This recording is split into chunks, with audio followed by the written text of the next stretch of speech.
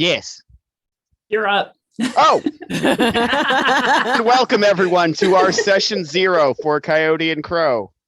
I will be the story guide. I promise that this is a fluke, and normally I am all too happy to talk. I found my mind wandering to places unknown for a moment, and welcome to our session 0. I will let our other players introduce themselves in just a moment. My name is Logan Boese. I am descended from the Absolga tribe. I'm a writer, editor, actor, and a bunch of other things, including apparently unintentive. I can be found at Instagram, Logan Boese, Twitter for Akichiwa, and I will throw things over to our erstwhile OBS person, Bo.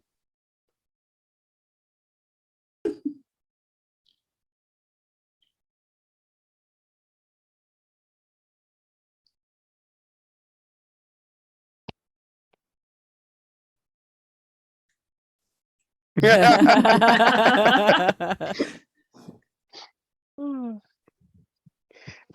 say we're muted. They say we are muted, according to the chat. Do we have the audio inputs in the scene? Well, actually, it's only for Bo. You're right. Oh. You just have to repeat that whole intro. Oh, okay. Yeah. Apparently, it's just Bo that's muted. So Okay. They still can't hear you.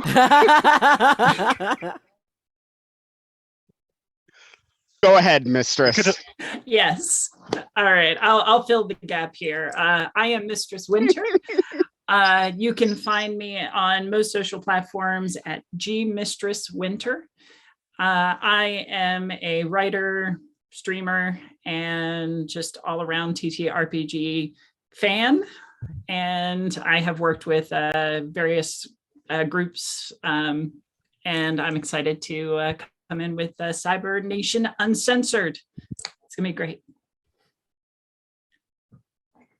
Okay, this should be working now. Yeah, I totally forgot that, when you're on Zoom, your own microphone doesn't pass through the speakers. So I forgot to have my own microphone. Hi, everyone. Hello, my name is Bo. I use they, them pronouns. And you can find me all over the internet at Dorky Teacher, except for on Twitch, where it is just Dorky Teacher. Yeah. That was a panicking moment, but it should be good. I don't hear anyone complaining about no audio now. No, I can hear you just fine on Twitch. Perfect. I can go next. By all means. I'm Jamie Mensch. Previously, I was on the Veritas stream, which I hope to be returning in a few months. But in the meantime, I'm looking forward to playing some Coyote and Crow. Hello, everybody. Oh, you can also find me on Twitter and on the Discord as Purple Fire Drake, although I don't post anything on Twitter except for Cyber Nation stuff. So I guess that leaves me. Hi, I'm Casper. My pronouns are they, them. I am Cherokee, and yeah, I'm new to the streaming thing, but I'm a writer. And you can find me everywhere at wolfgirl2525. Yeah. And with that, our players are all set, and we are going to go ahead and start talking about our session 0. We've done a little bit of prep work. We've gone ahead and made sure on everybody's lines and veils, but just to double check, we're going to go ahead and cover that ground again. I don't think I need to tell most people that lines are absolute no's. They don't need to appear in the campaign. We don't want to deal with them. We don't want to know they exist. Whereas veils are things that can exist with limited interaction, some forethought, some forewarning, or fading to black. And with that, I will go ahead and kick it out. That my own personal veil, usually, I don't have many. My lines are SA and harm to children because I have children, and that bothers me. Other than that, I'm pretty open. However, that doesn't matter so much because I am just the story guide. What do our players dislike? Yeah, frogs. And I have tryptophobia. So Are the frogs a line or a veil? line. Oh no, the tryptophobia is a line because I also have an overactive imagination. I don't need that image in my head. But frogs are a veil. Anyone else? My sheet is always conspicuously empty. I may or may not have a trauma kink. Not seriously. I joke. I like all possibilities. Totally valid. Not going to kink shame anyone here. Jamie and Bo? For me, yeah, harm to children is definitely a stop for me as well. Harm to animals is like a tricky one. It's probably more like a veil than a line. And usually that's more of like a, I don't mind fighting, scary large beasts and things, but like, don't kill my dog, And then, yeah, sexual assault is one. And then the bigoted isms, homophobia, racism, sexism, transphobia, all that Most of horrible which stuff. we're not going to run across in Moccasing just because of the societal differences. Not all, but most are very, very different. And again, we're not going to hinge story around most of them. How about you, Jamie? Pretty much any ones that have been covered, or I'm just not thinking of them at the moment. Or if they come up, I'll let you know. Excellent. I do totally listen. Shout out yellow if you want a sidebar on something, or red if you want something to stop. If for some reason I don't hear you, feel free to shout louder. Now, with that, I'm going to explain just a little bit about the world. Coyote and Crow takes place in America uncolonized. It is a place where the Columbian Exchange never happened because about 300 years before Columbus, no, wait, I'm getting the math wrong. 100 years before Columbus, in about the year 1400, a purple light streaked across the night sky. Some say this was the creator abandoning the world. Some say it was just a meteor falling to Earth. Not much is really known on that regard, except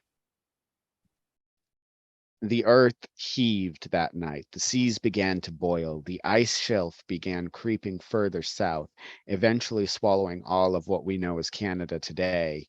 And with rare exception, the world started trying to utterly kill absolutely everyone. Travel on the seas became impossible. Leaving sight of your tribe usually meant that you were going to die.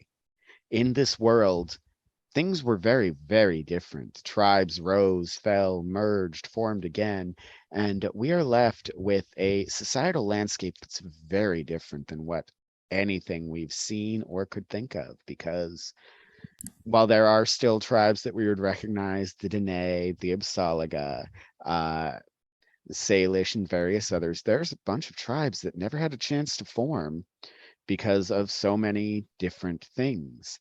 And of course, some tribes never had a chance to form that exist in our world.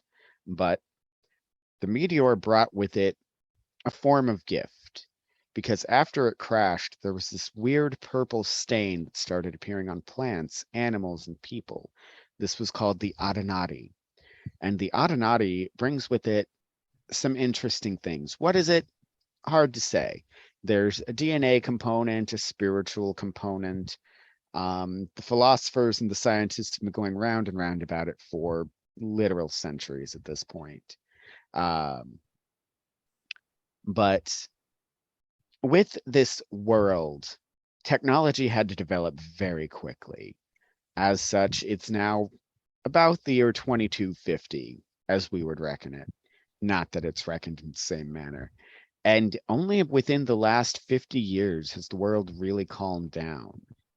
The seas have calmed, the earth stopped heaving. We've gone through several periods of warfare, peace, strife, horror, and utter dystopia. People like to say this is utopia because nobody will go hungry on the streets of Cahokia. But that's just a consequence of the fact that for so long, there was so little that people had to survive, had to band together and become better to survive. There were still wars. About 100 years ago, there was something called the All Tribes War, which we might get into a little bit later. And with this rise in technology, there's what a ceremony called the Awis. That takes that Adenati I mentioned earlier. It binds a person to the DNA of an animal, conferring several benefits. You get a little stronger, a little faster, you live a little longer. There's literally no downsides to this. And about 1 or 2 in 10 people who go through the Awis develop abilities, powers, weird, spooky, natural things. By definition, player characters are assumed to be of this small number, so everybody gets an ability. And this is actually developed from an old Native American custom in several tribes where they would harvest a feather from a baby bird, something similar, present it to a young warrior upon their gaining adulthood because it was thought to bring person and animal closer. And this just lets that be a little more literal. And now we find a world that is no longer at war with nature. We find a world where people are no longer, are not currently at war with each other. There have been various nation states formed, the largest being the free lands, which are loosely unaligned, but in which resides Cahokia, which is a nation state all of its own, while being the nominal capital of the free lands. To the area we think of as the Pacific Northwest, we have the Tiswak Alliance, which is a place of spirituality. It's a place of, it's a much more insular society. Towards the east, we have the Dene Republic, championed by Coyote City and various ne'er-do-wells, as Cahokia thinks of it. In modern day Texas, we now have what's called the Ezkin Empire. And it's a little difficult to describe them because in any reality, Texas is gonna Texas. Beyond that, we have Azayang and Abayang for Central and South America. And there's a couple others that I haven't mentioned for various reasons. But this is the world in which we're going to explore. It's a world of possibility. It's a world of hope. It's a world currently held together by treaty and goodwill, and that's constantly sort of on the verge of having that all shift asunder. And it's into that world that all of our lovely players are going to be stepping for what I understand is their first time. And so now I'm going to turn the floor over to whoever would like to go first and tell me about their character concept. I can go.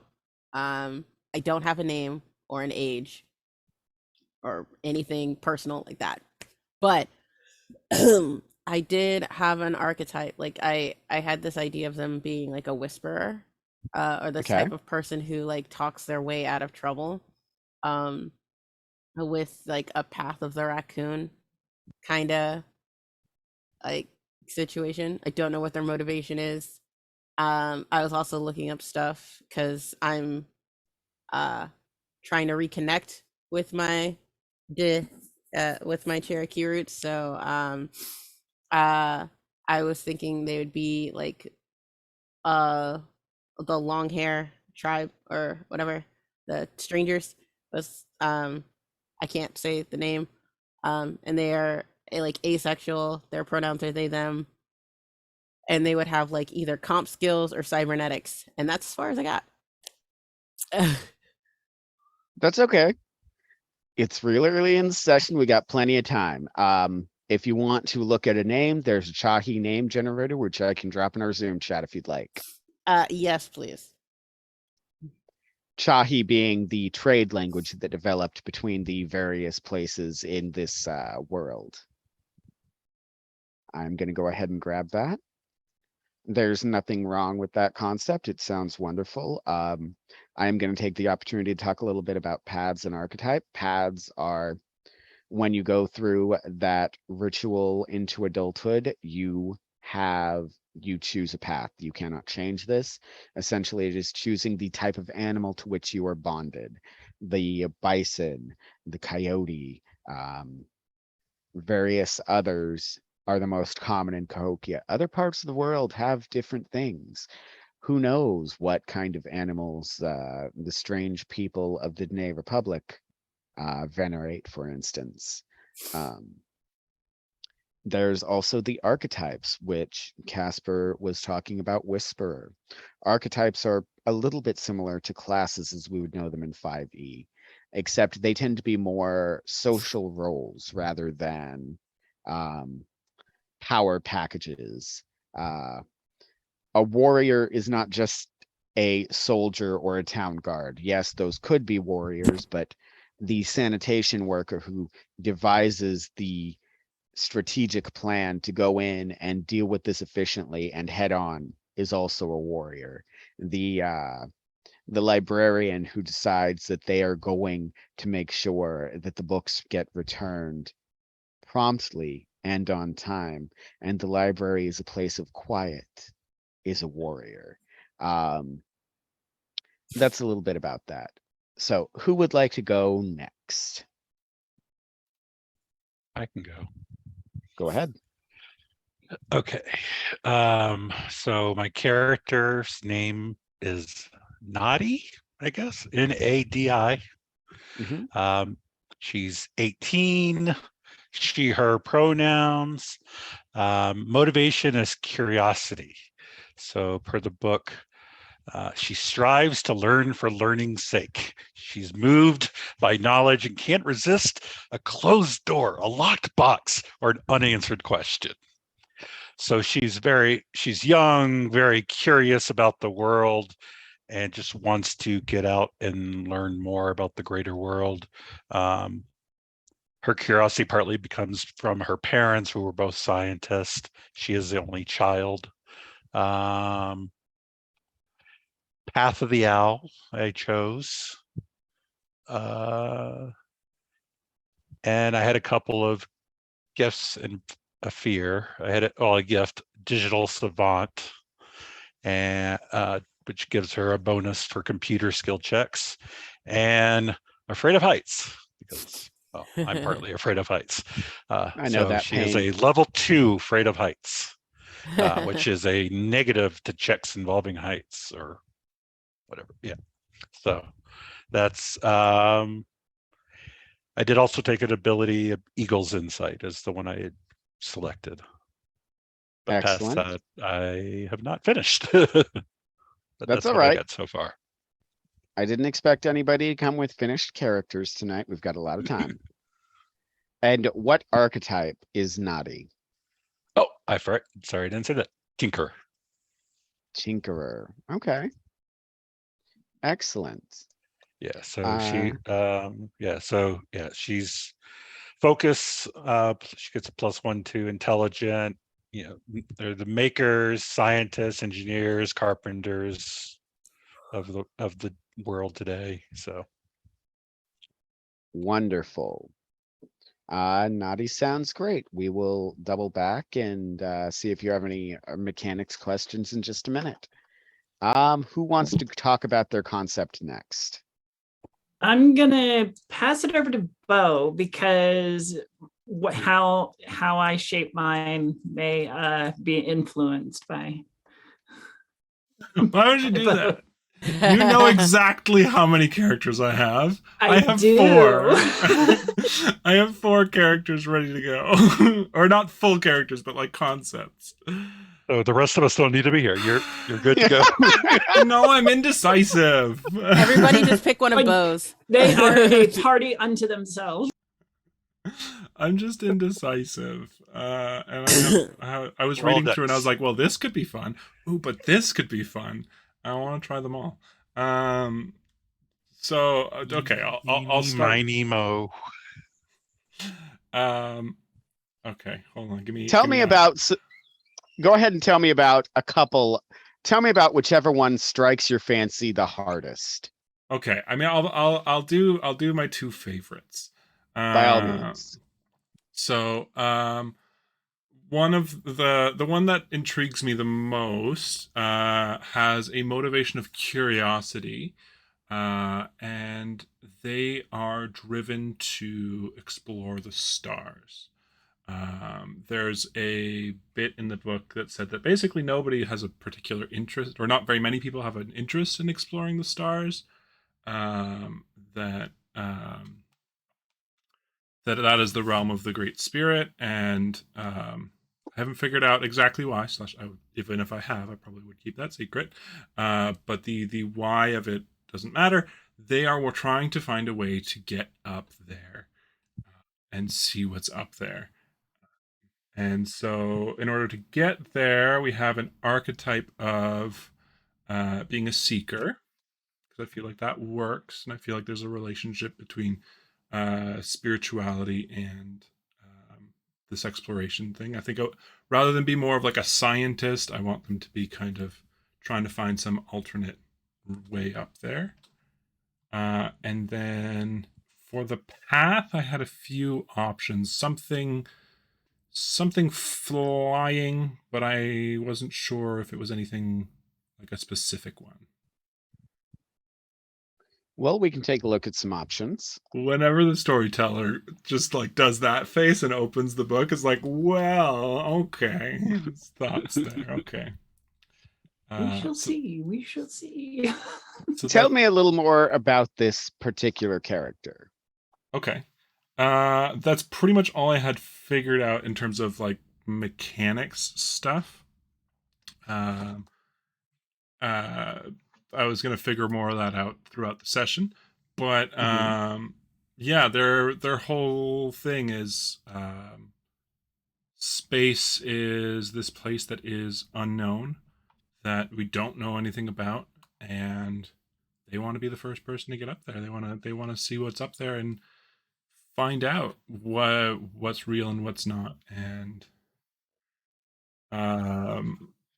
I'm already starting to write a backstory in the back of my head that I'm like, I don't know if I want to share that just yet, but there's some very personal reasons for why, or for what they hope to find up there.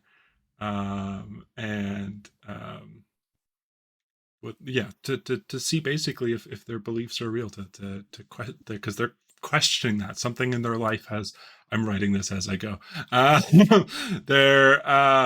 Something in their life has caused them to come into conflict with their beliefs, and they need answers. And so they're searching for those answers, and they believe they will find those answers among the stars. Okay, I like this. Since it sounds like you're growing more attached, I will tell you, for something with wings, we've got 3 options: Path of the Owl, like our dear Naughty, Path of the Falcon, and Path of the Crow. Okay. Let me go find those. So those are something that you can look towards.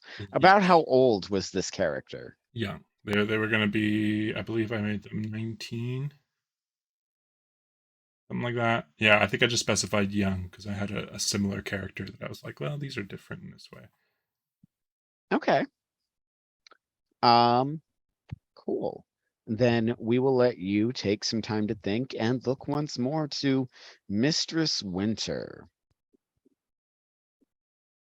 Yes. Okay. maybe I can assist in that decision making.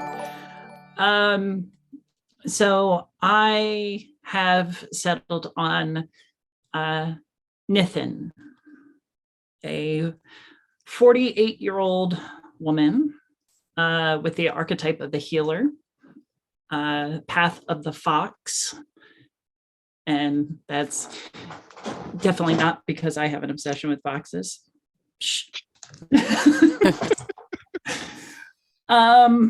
Her motivation is caregiving. As a younger woman, she was originally trained as a scout, and lived an exciting life, an adventurous life. But when she went to start a family, tragedy struck, leaving her without said family, without the ability to create a family. And that loss opened up the spirit world to her. And so from that point on, she has become kind of a life doula, caregiving in helping people come into the world and leaving the world. Okay. Now, remember that in this world, 48 is really like the new 30, because people tend to live to 150 or even longer in much better health. So, yes. So would you recommend like maybe ratcheting that up a little bit? That's why I'm asking, are you aiming for someone who's visually and kind of feeling wise is in their early 30s, or do you want a little more? I was thinking like a little more seasoned, like, yeah. So a little more salt and pepper. Yeah. Or, yeah. So maybe, what would you say? 50s, 60s, 70s? I don't know. Call it 64.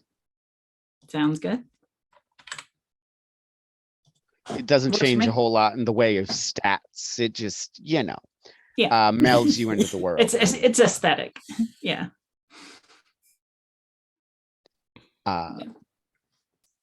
So, is there anything else anyone would like to tell us about their characters so far? I've picked my motivation. Casper, excellent. You were who I was looking at. I don't know how I feel about that.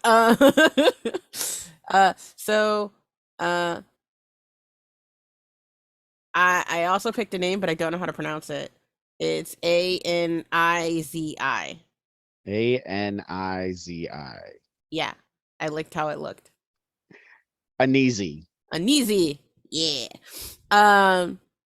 But, and bear in mind, that's only an approximation because, that's only really an approximation.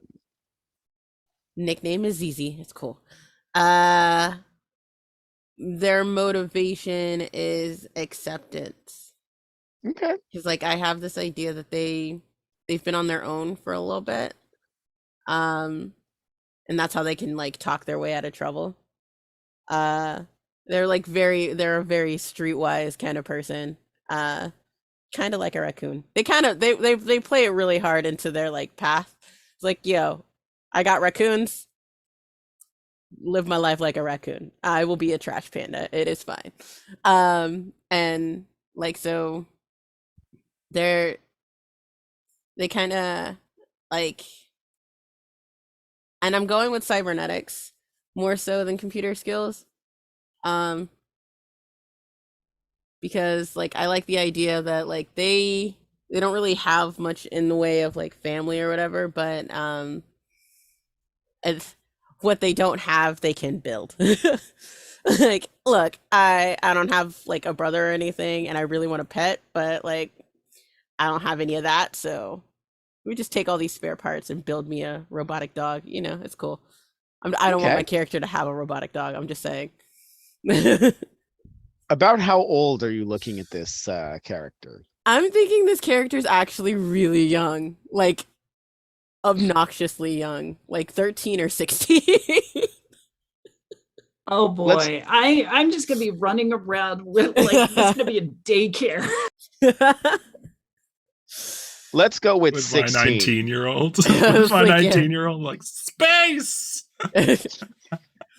Look, this guy wants to go to space. Like, grandma over here wants to try and mom me. It's fine. It's fine. It's cool. Whatever. It's Space, life, crime. Explore. Explore. Yes. There's a box over there I want to open. Gotta hold my hand while you're crossing the street. Excellent. All right. Uh, Okay. Amazing. And you said Whisperer, correct? Yes. Excellent. Whisperer. They like wait, what did it say? Something about listening to stories and Mhm. like they're compelled to tell stories. Oh, lovely. That's really fun for me. Don't worry about it.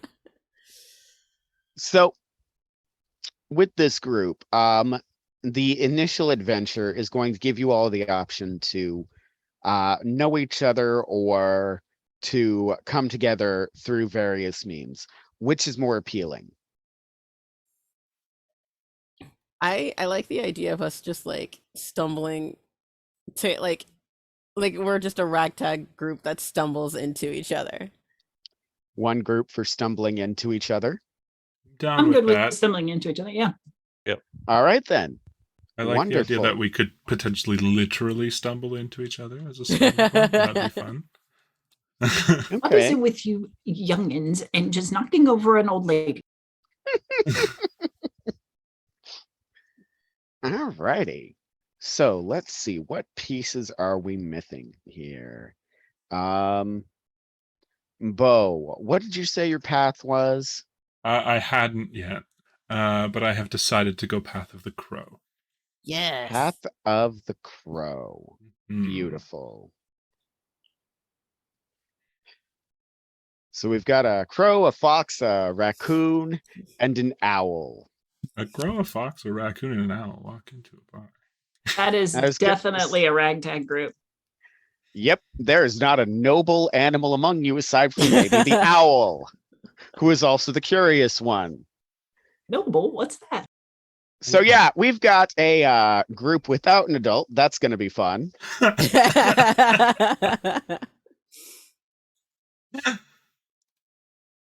No family.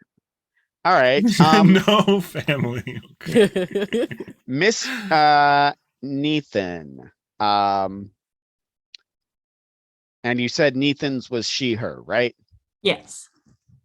Go ahead and give me your character pronouns, because otherwise I'm going to be doing missing that all over the place. Oh, sure. She, her. Yes. They, them. They, them.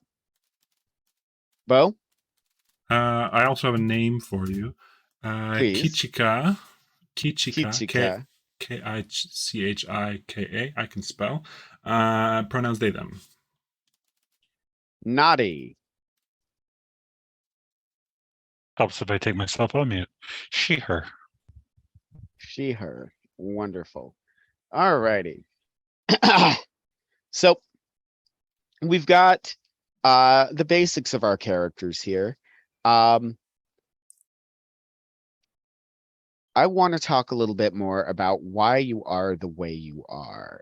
And since I'm already here, let's talk about Naughty. You've got this motivation of curiosity. You've got this digital savant. You're afraid of heights. What do you want to tell me about your family, for instance? Because in this society, family and community means quite a lot. In fact, that's going to be one of the focuses of at least some of our early adventures. Only thing I had, like I said, written down as far as family is she is an only child, and her parents are both are both scientists. That's all I really had at this point. Okay. I hadn't thought of anything beyond that yet. That's all Work right. got in the way. It's a good place to start. Session 0 is made for this. Kichika, What the? how's your mom and them? Tell me about your family. I don't know. I'm thinking about it. Chi-Chi's got a younger sister, and a father, and that's all that is left. Other parents have, or their mother is not around, and since nobody else knows Kichi, they would not know what has happened to her. In terms of extended family, father's side of the family is fairly distant. Kichi was very close to their grandmother, who has recently passed.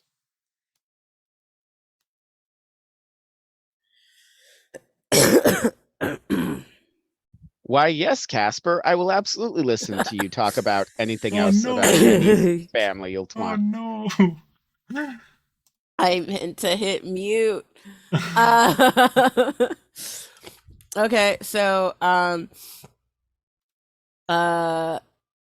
ZZ was adopted by the long hair clan of the Dene, the strangers, but like they've always felt a little different, and so they kind of wandered off on their own, and yeah, I might have a cybernetic dog if you will allow it. Could I have a cybernetic dog? That sounds like it's going to be one of the gifts we talk about when we get into the crunchy parts. Yeah, I was reading up on gifts and I'm like, animal companion. I'm gonna have a cybernetic dog, aren't I? But yeah, so they're just trying to they've been adopted, so they're just trying to find like their people, essentially. Okay. With absolutely no clues on who they might be. So it's like, oh. Blank slate backgrounds. Those are fun for me. I'm down for whatever you've got, sir. Oh, remember you said that. Yeah. Instant regret. It's fine. Nathan, tell me about your family. You're a life doula. You are somebody who has brought many lives into this world. In fact, if you'd like, I will even say you were the doula on duty for Nadi and Kichika. Ooh, I love that.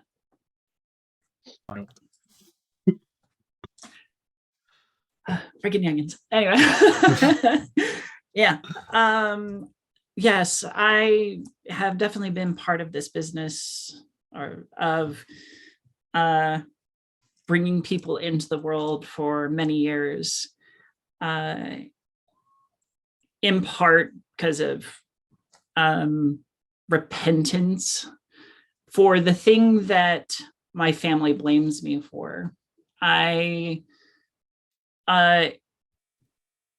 ignored their warnings and pleas to, keep myself safe and everything else when I was pregnant, and I ignored those warnings, and that's when the tragedy happened. Whatever that tragedy is, that's still the question up in the air. But I am distant from my mother, father, two brothers, who just as in general, kind of a broad stroke, believe that I was at fault for it. I have an ex-partner who is also on their side, but maybe has moved on to their own family or another family, and has long since left me behind. Okay. That sounds very unfortunate, especially given that your whole purpose in society, at least one of them, is about bringing life into this world.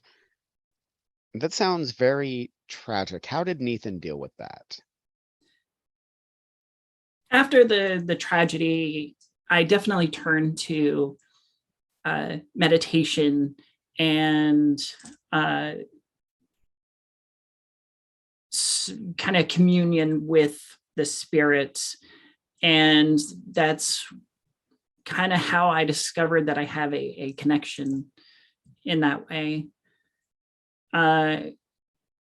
And going into the business of bringing people into this world and sometimes even helping them leave it is in part my penance, there we go, for my perceived crimes. And also it's my way of being a mother that I will never be able to be. So would you call that your motivation? It is. And what's the word you chose to describe it? Caregiving. You really are the group mom. I'm all ready for this. Excellent. So I think we've got a little bit about all of your characters here. So does everyone have a fillable sheet? Yep. We got one, Yep. yes. How about everyone else? Yes. Yes. Wonderful. Then pull those up and we will start going through the character creation process. Since we've already started the what I would consider the more important part. We've got all of your characters down. Now we just need to put numbers to places. But I considered numbers to be kind of the most mundane part of it. So we begin with our gifts and our burdens. And as I recall, there was one of you that wanted to talk about gifts. The way gifts work is, so when we're going through character creation, we have a set number of points. It starts with 5 for gifts and burdens. Each of these translates to, you can buy 5 levels worth. A level is just 1 point. If you take a burden, you get points back. If you take a gift, you take points away. Any that are left at the end of this stage get rolled over to the next stage. So I know that Nadi has a fear of heights as a level 2 burden. So she now has 7 points of gifts and burdens to play with. Then I also have the digital savant. Yes, Bless digital me. savant. And as I recall, there's at least one of you that wanted to talk about an adorable little robotic companion. Hi. Actually, instead of a dog, can it be a raccoon? Robo raccoon. Is it going to swear and have a tree for a companion of its own? No. Then you're good. Yes, I just want I just want a cybernetic raccoon. Cybernetic raccoon. All right. What do you think this raccoon will be capable of? Basic raccoon shit. Washing food. Yeah, Opening garbage cans. I was gonna say trash panda. yeah, literally just trash panda stuff. Like can open simple doors, like can turn a knob. And has an affinity to shiny things. Okay. So, how did you get this? Is it a robot raccoon or is it a cybernetic raccoon? Since I picked cybernetics, I'm going to say it's a cybernetic raccoon. And I got it. Like, it was one of my first things to build on my outings alone. So I made I made me a cybernetic raccoon. From oh, this is gonna be very morbid. I basically Frankensteined my raccoon with some cybernetics. No, but I was gonna say, what if it was a cyborg instead of a cybernetic raccoon, and you saved one that was injured? Cybernetics is basically cyborg. Yeah. Oh, okay. I saved a baby raccoon that was abandoned by its mom by turning it into a cyborg. I mean, that's metal as fuck. Oh, it definitely involved some metal. So we're gonna call that a level 2 gift, a level 2 animal companion. And remember when we get there that you'll need some medicine on your sheet, as well as some husbandry, to make it make sense that you knew enough to keep this thing alive. Copy that. His name is Tops. Tops. Amazing. With 2 P's. Better than Flick. Now I want a companion. What happens every time. One person gets a companion, everyone gets a companion.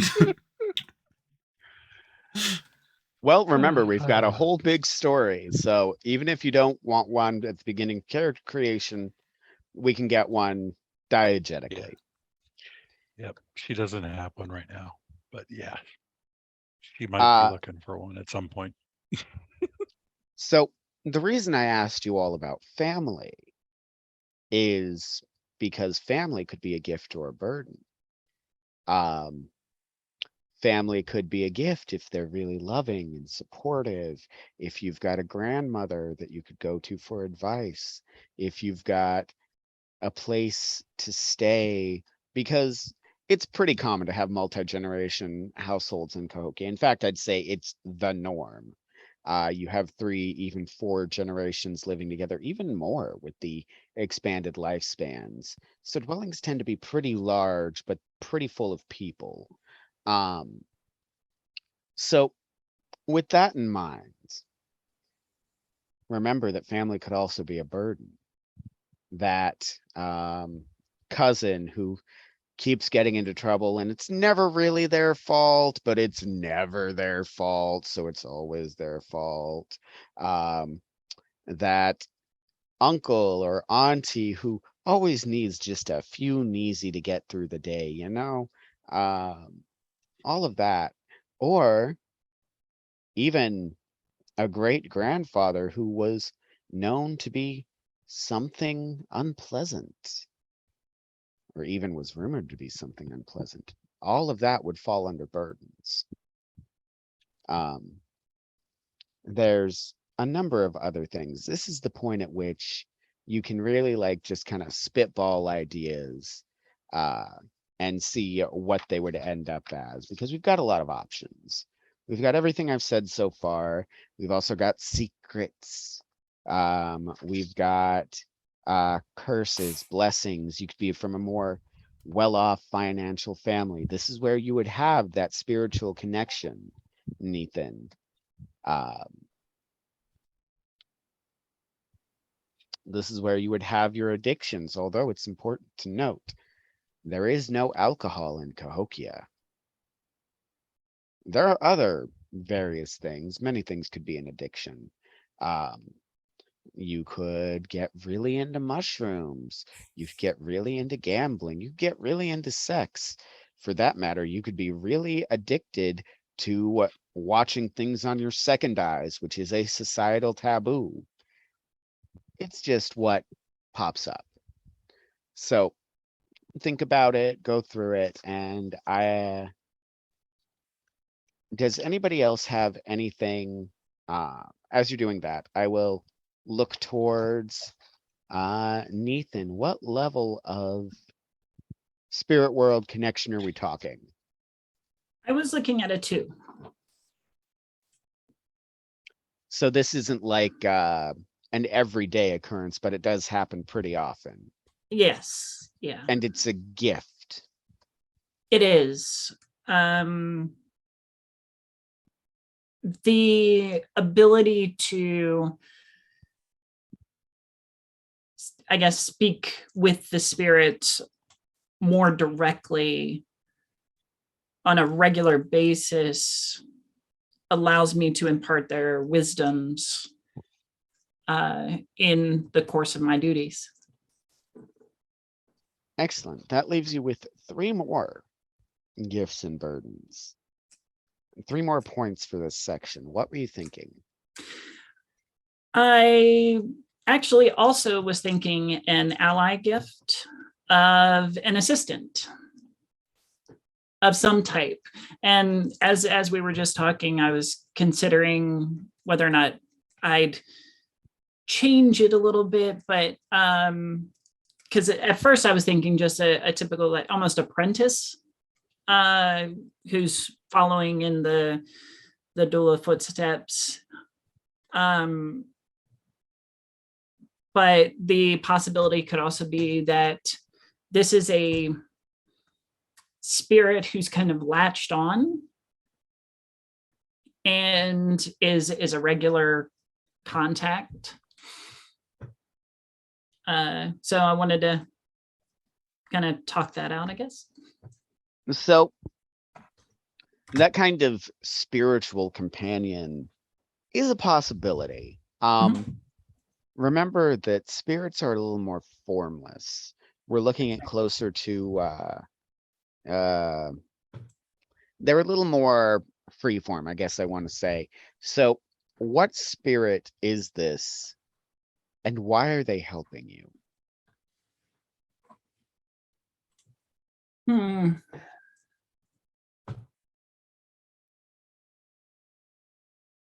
I'm really drawing a blank on that one, actually.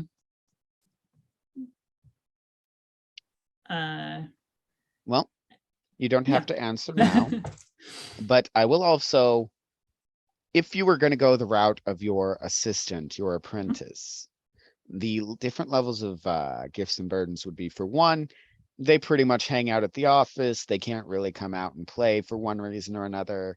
Maybe they just don't think it's their job, but you've got a mission control. Whereas for 3, you've got a Robin who's following you about and, asking for whatever you need. I think that I was, again, going to go for a level 2. Someone who is committed to the cause, but maybe hasn't quite built up the skill that would make them a suitable replacement yet. They're a little bit fumbling. But they're very committed and loyal. Okay. Yeah, for a rank 2, that means that they are perfectly happy to come out and play every so often. And it's the kind of thing where they can't come every day, but they can certainly come out and help if you need them. If that's the route you want to go. I think that the simplicity of that works. Okay. In which case, go ahead and add the level 2 ally to your sheet and hit the Chahi name generated for a name. Okay. And then from my final point, I was considering just a little quirk. I have an ear for music, specifically singing. And it's just a talent I've never actually cultivated to a full extent, but I can find pitches really easily and harmonies. Okay. Really nice, really simple. Plenty of people have an ear for music. I love it. Write it down. Awesome. And I have the mobile app for Coyote and Crow, so I'm going to hit that name generator. Got Seekin. Seekin. Wonder if Seekin is finding. Wonderful. So with that, we're gonna turn. Oh, Bo, Yeah, I'm good. you've been awfully quiet over there. Oh no, I've been reading. I've had ideas. I've been listening. I've been laughing at your jokes. It's good. I do like that you're listening, and I love people laughing at my jokes, believe me. Good. Let me But just stroke your ego some more. yes, please continue stroking my ego by all means, but it won't distract me very long from asking about what you were thinking for gifts and burdens. Oh, I don't think anybody's gone for a burden yet, so far as I know. Oh wait, no, there was somebody who was afraid of heights. Yep. Well, I'm going to be starting with a burden for sure. I'm going to have a curse, and that curse is that technology has a tendency to either malfunction and or break around me. Ooh. Your digital savant and your cybernetic companion are going to love you. Mm-hmm. But it's my reason for why I'm not just going into sciences and building a rocket and going to space. I have to find some other way up there. So everything tends to break. Don't break my tops. Do my best. What level are you considering for this burden?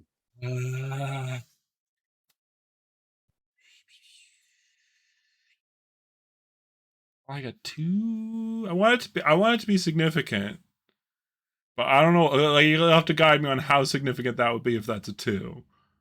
Would it be like am I gonna break tops? Am I gonna kill tops? Because I don't want to kill tops. So the way the burdens work and the gifts, for one, it's pretty rare, but it kind of happens at a crucial moment. For 3, it's an everyday occurrence. 2 is between that. 2 is almost anything between that. I think that fits. Okay. I don't like it. I think on the worse end stuff breaks, like actually breaks. On the lighter end stuff has a tendency to malfunction. Just for me. Like it's an all me thing.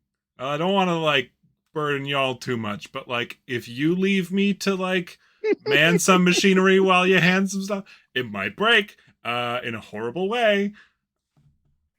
So my question to you is why? I was thinking, so that was I love putting negatives on my characters. So I was trying to think of a way of doing that, and I was thinking of some kind of thing that is connected to my spirit world connection. So I don't want a huge one. I think I'm gonna go with like a level 1. Okay. But somehow that has attracted the attention of some kind of trickster spirit or something like that.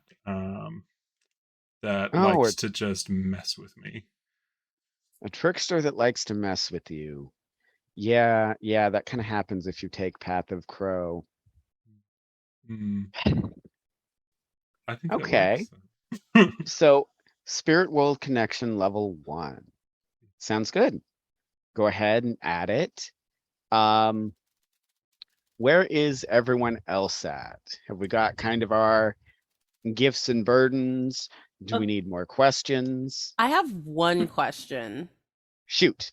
If I wanted to give my character like ADHD. Would that be a gift or a burden? Like just an easily distracted teenager. I would make that a quirk Okay. of whatever severity you choose, and it would be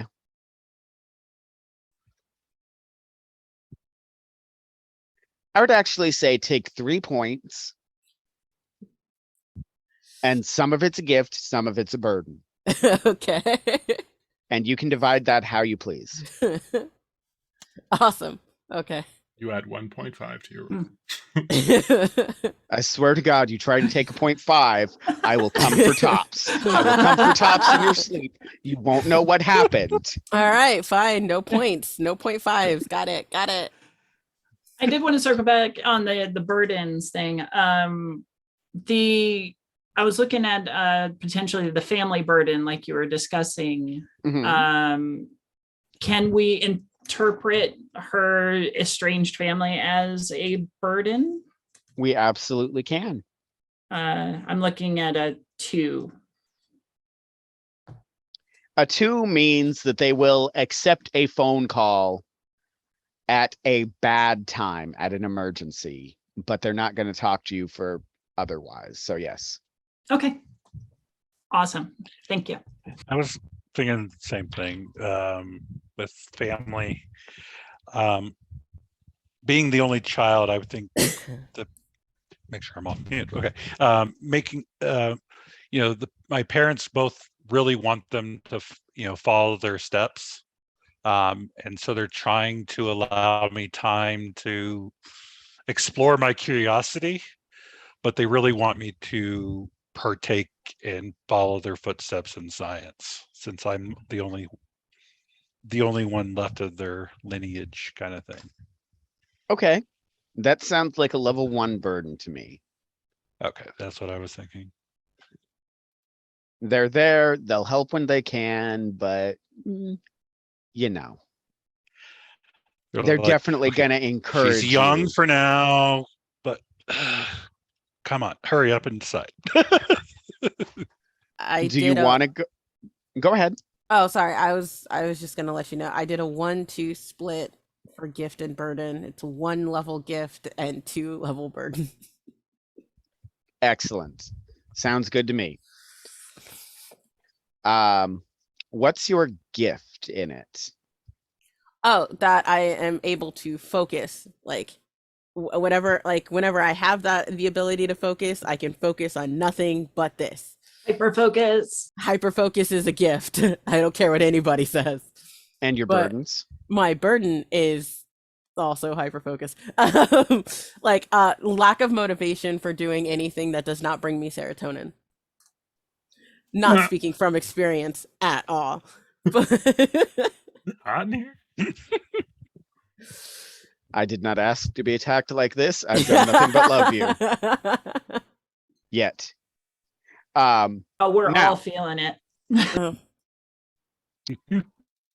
Now, if there are no more questions on gifts and burdens, going once, going twice. Cool. Then we can take whatever points are left over and we can roll them on to the next step in the process, which is our stat points. Gained They points are in that. They are 42 points to begin with, plus any leftover you currently have. And the way these works is it's a little bit different. So with this, we are actually going to need you to open the book and turn to. Now, if we don't use them on stats, we can use them on skills, correct? Yes. Okay. If you don't use anything on stats, you can just roll them all over into skills. Okay. In fact, for an older character, it might even be appropriate. Like nothing but ones. Every point is in skills. That bespeaks of a 90-year. I know everything, but I'm frail as crap. Don't touch me, I'll break. Now, for anything left over from stats, it's a 1-to-1 over to skills. Yes. Okay. It's a 1-to-1 from gifts and burdens to stats, and it's a 1-to-1 from stats to skills. So we look to our page 144 in the book. And this is just easier. I'll say it out loud, but at the same time, I want you all to be able to look down so I don't have to answer the same question more than like twice or 3 or 4 times. Yes, I know. We've all been through this before. So you don't have to spend anything to take it up to a 1. Everything's at 1 to start with.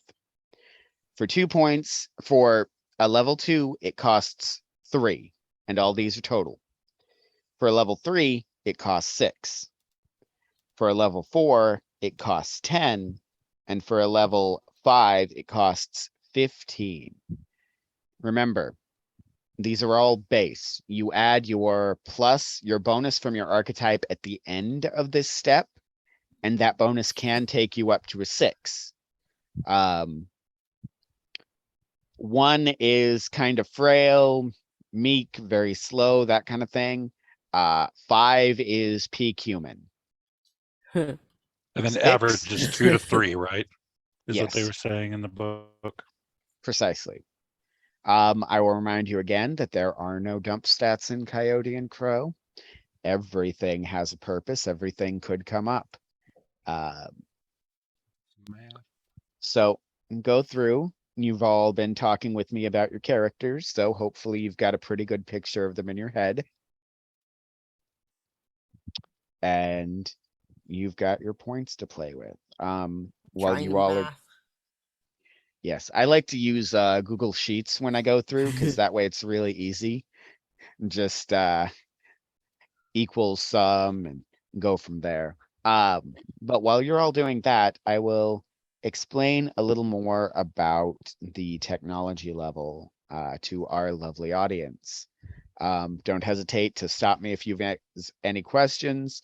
I'll come back to you all in about 10 or 12 minutes, see where everybody is. With Coyote and Crow, we're looking at I don't want to say techno-magical because it's not magic. All of the abilities that come from the Audinati they're all very, they could almost be mistaken for miracles. They could be mistaken for moments of extreme luck. A lot of things happen in Coyote and Crow. The power of the bear could easily just be written off as a surge of adrenaline if it didn't only happen to people who went through the Audinati or the Audinati. If it wasn't so easily repeatable. Now, in the past, I have played a little bit with this. Everybody in the realm of Coyote and Crow, everyone who has gone through that ritual does have these bright purple markings on them. What I like to do is I like to have those glow on occasion, especially when they roll really highly on the activation of their abilities. This kind of goes contra to the design notes because the writing team really wanted to stress that these are not superpowers. These are spiritual gifts. So on occasion, I have broken with tradition just a little bit. Because I am a child of the modern world, I'm a very visual thinker, and I like describing the aura of a buffalo engulfing someone who is so lost to their warrior's madness that they cannot be stopped charging ahead. I might still do that, I might not. It's just left at the end, fiat. Other than that, most things in our current world have an analog in Coyote and Crow when it comes to technology. Everybody has a NISI, NISSI. It's basically a phone. They can come in various forms. The most common models are wrist mounted. Think like a Pip-Boy from Fallout. They've got roughly the same kind of functionality. You can make calls, you can record, You can access the DASO, which is the Cahokian internet. There are models that are large and they're essentially tablets. There's computers. But don't swap Nisi for Nisi. Nisi is the currency of Cahokia and the Freelands.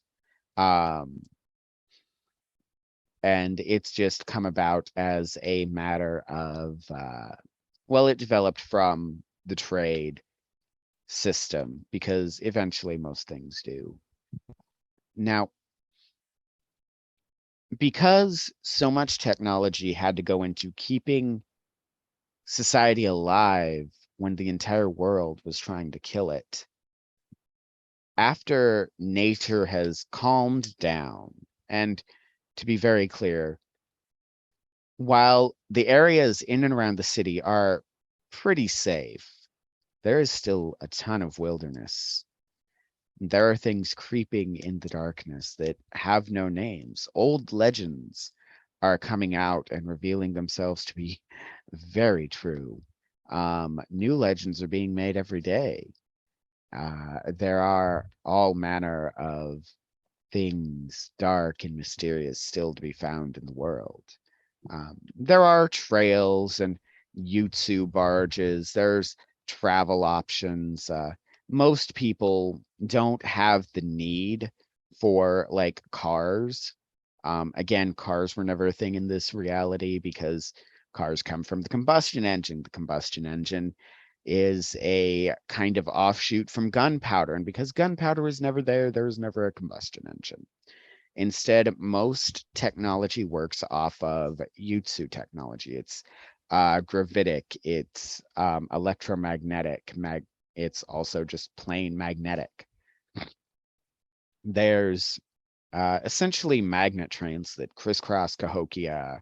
Some of them go a little further out into what could be thought of as Cahokian suburbs.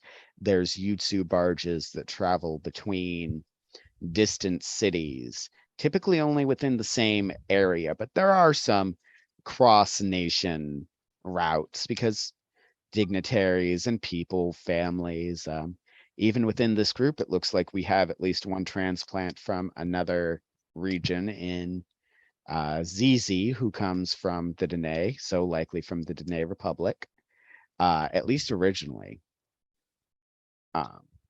Now, what that means is that although what that means for technology is no longer having to keep their borders secure, they've been able to turn it towards other pursuits. They've been able to turn it towards actual quality of life things, standards of living. Hospitals are well funded, if they even need to be funded at all, just because of the difference in the economy. And a big thing to note about Cahokia is that it's a place where community, I don't want to say it's everything, but it is stressed so hard. If you don't have a family, it's very sad. It's also pretty unusual. Usually someone will step up and say, hey, you can come be a part of my family. Adoption is incredibly common. Even grown-ups getting adopted is incredibly common. Oh, you're unmarried and your parents passed away. Well, you can come and be adopted into my family, and now you're my brother since we've been friends so long. That happens all the time. You get adopted into warrior societies still. You get adopted into governmental societies. You get adopted into not the Suyata, who are very similar to federal marshals, but you do get adopted into the constables, if memory serves. And the constables are kind of equivalent to police. They are the people who patrol the streets on the day-to-day. They are answerable to a board and through them to the Cahokian people. There are still issues, of course, but they are much less than we have in our current world. I'm not going to get too political with that, but Yeah. And the Suyata actually have a bit more controversy attached to them because Suyata agents are only answerable to the Council of Cahokia, the Council of 12. And this is significant because the council itself has experienced a shift since Cahokia was turned into the current state it's in.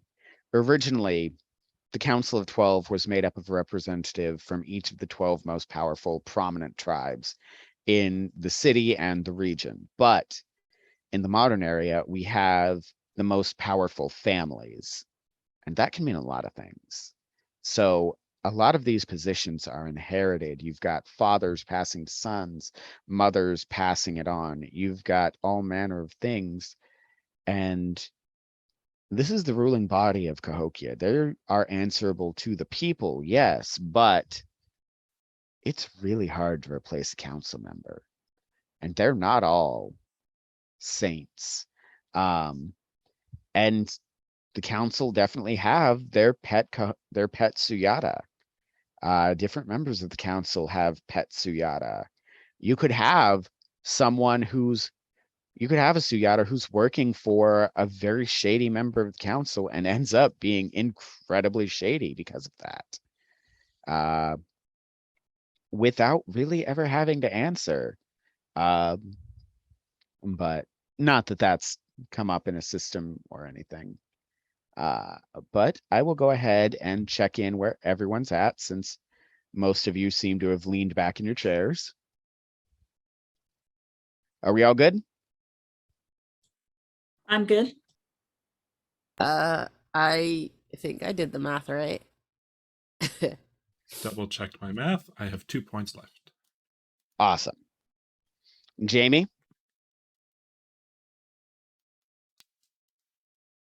I think I'm good, but I'm I'm still debating if I'm going to change some numbers. No worries.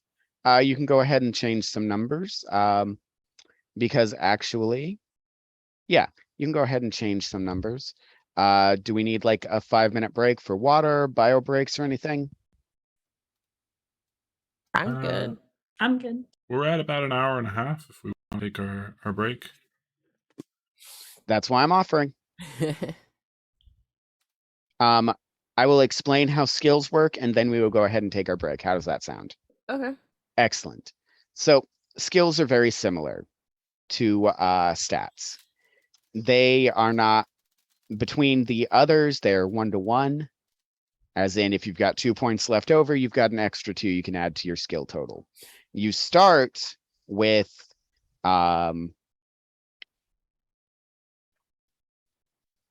another 42 points because 42 is in fact the answer to life, the universe, and everything. And we've got, when you buy a skill rank, you can either buy generalized, and you actually need to spend at least some points because these don't automatically come to your sheet. All of these start at 0. You buy at least 1 general point, and then you can either buy up more general points or you can buy up specializations. Now, how that works is you've got the unarmed combat general skill. You can have 4 points in that, and that'll run you 10 points.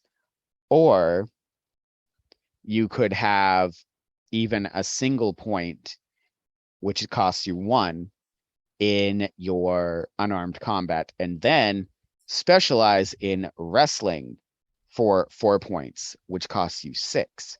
You save 3 points, but you know what they say about specialization. Leads to niche roles, which could lead to trouble. It's just up to you. You can do that however you want. The cost chart is on page 148 to all of my players. Does anybody have any questions? I do. What does the little asterisk mean? So the asterisk means that you can't use it untrained. Like you can try to charm someone if you haven't put any points to it. Right. Makes a critical a critical failure more likely, but you can definitely try. Sometimes your talker is elsewhere, drunk, or currently in prison from the last time it went poorly. Now,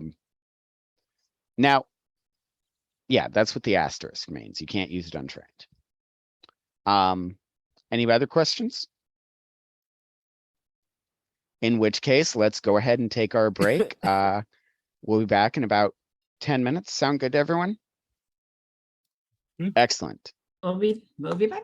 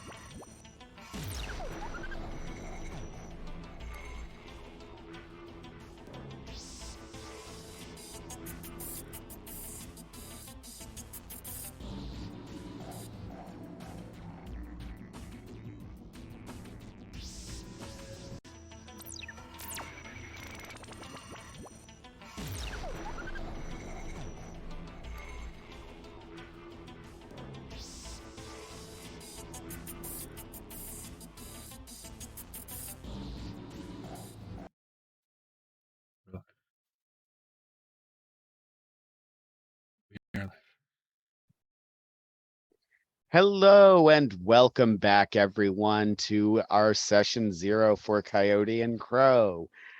We are just back from a quick 10-minute break.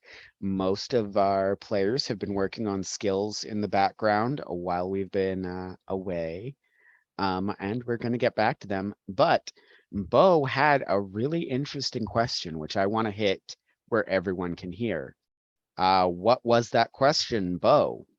Yes. So in the book, under these skills, just like in 5e and in a lot of other games, there's a related stat to go along with it. But in this, there are 2 related stats, and I was wondering what's that? How's that work?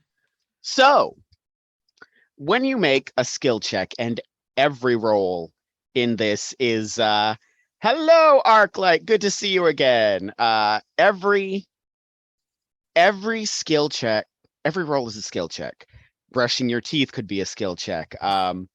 Charm is a skill check. An attack roll is a skill check. All of these are going to be your skill checks.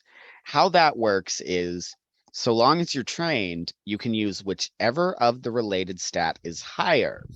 Like if you had a 3 in strength, a 2 in intelligence, and a 3 for unarmed combat. When you made your dice pool for that roll, you could roll the 6 for strength plus unarmed. But if you had nothing in unarmed, if it was untrained, you would have to use intelligence. If you're trained, you can use whichever is higher. If you're untrained, you use whichever is lower. I Make sense? see. That's cool. I like that a lot. I do too. That means that if your warrior who neglected to put anything in charisma or perception tries to charm someone, or it's a warrior, maybe they didn't neglect perception, they've got a really high perception, but nothing for charisma. They still have to use charisma when they're trying to talk their way into the bar, you know? Yeah, that's cool. I like that a lot. Okay, cool. Now, I know most of you were working on your skills while we went to break. So what else? Does anybody have any questions? Yeah, I imagine Udahime might know a thing or two about trained and untrained skills at this point. But does anyone have any questions as far as skills and points goes? Especially with like specializations. Yeah, can you explain the whole, what's the deal with specialization again? No worries. Like I've taken computers, but then it looks like there's hacking and programming underneath that as specialization. Yes. So if you're making a computers check, if you're trying to hack, that could be computers. You make your roll normally, but if you have a specialization in hacking, you could roll that instead. However, with that same character, you would still only be able to roll the level of your general computers for programming a new program rather than your hacking. Make sense? Okay. Whereas if you bump up your general computer skill, you could do everything. It's just a matter of what you want to prioritize, what you want to not, that kind of thing.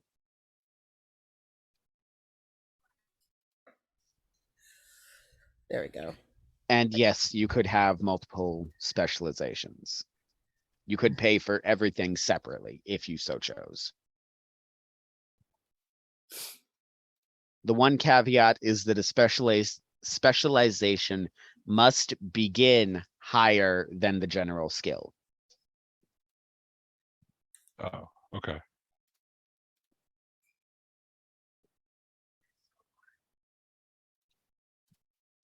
Any other questions?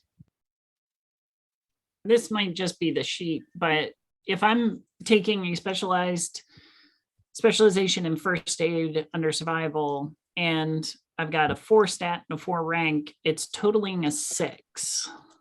But if I drop the rank to 2, the total jumps to an 8. So I'm very confused. That sounds like a sheet error. Yeah. Okay. Just making sure. And is that just happening with first aid and survival? I will have to test it out. Okay, if it comes up with anything else, let me know. We'll make a note somewhere and we'll go from there. I will play with it myself on my end. One thing I want to hit up about how I run the game, specifically when it comes to the ceremony skill. I don't tend to put ceremony on the screen. If it comes up, I'll say, make your ceremony roll. If you have something you want to describe, I'll let you do that all you want. But personally, my auntie was always very much into the idea of natives don't talk about their ceremonies with anyone who doesn't need to know. So for my part, I don't tend to go into a whole lot of description when it comes up. That's just me, myself personally. Other story guides are free to do whatever they want. That's just how I run the game. That is really good to know, considering I've got a pretty decent ceremony. That's not to say ceremony doesn't come up. That means I leave the description to you. Sure. Yeah, that way my own, basically my auntie doesn't kick my ass. Anybody with such an auntie knows exactly what the hell I mean. Now, a question came up during the break about skullduggery, and that is emblematic of another thing. So unless you're running off of a module, which there's several out, there's more coming, you can pick, the story guide will tell you what you need to roll, but you always have the option of saying, well, can I roll this instead?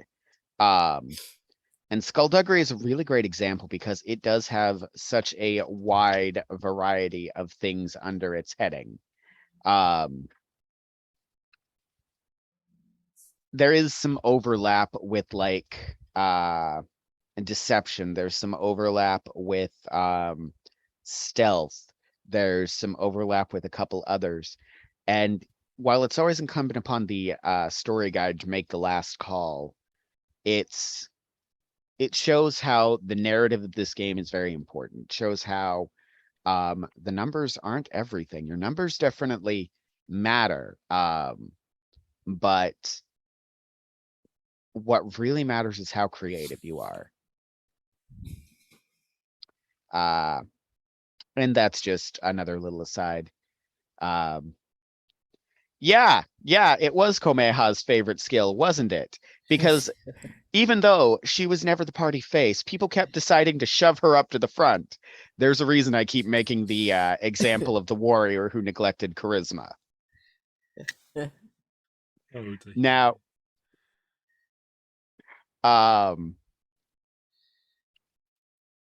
do we have any other questions? Are we all about finished with skills? Otherwise, I'm gonna have to find something else to ramble on about, which is good for me because I love the sound of my own voice.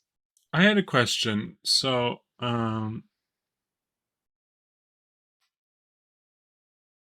if I were to try to convince a spirit of some kind to do something for me, say convince that trickster spirit to not be an asshole for once, how would that work? Is there a skill that I could have to kind of help me with that in like moments of duress? Or so that would be charm, potentially with a specialization of spirit talking although I'd probably come up with a better word for it. Or coercion with, again, appeasing spirits as a specialty. Or it would be a ceremony you conducted. It's just how you're going to go about trying to make that particular spirit do the thing you don't want it to do. Okay. Or not do the thing. You know what I mean. I kind of like the idea that this is not something that I can just be like, hey, please don't be an asshole right now. Like, I have to plan for it. If I know that I'm going to have to do something like tech related in the next day or so, just like take an evening, perform a ceremony to try to appease the spirit, and then hope for the best. We don't know until it's going to happen. We never know how the dice are going to fall until they do.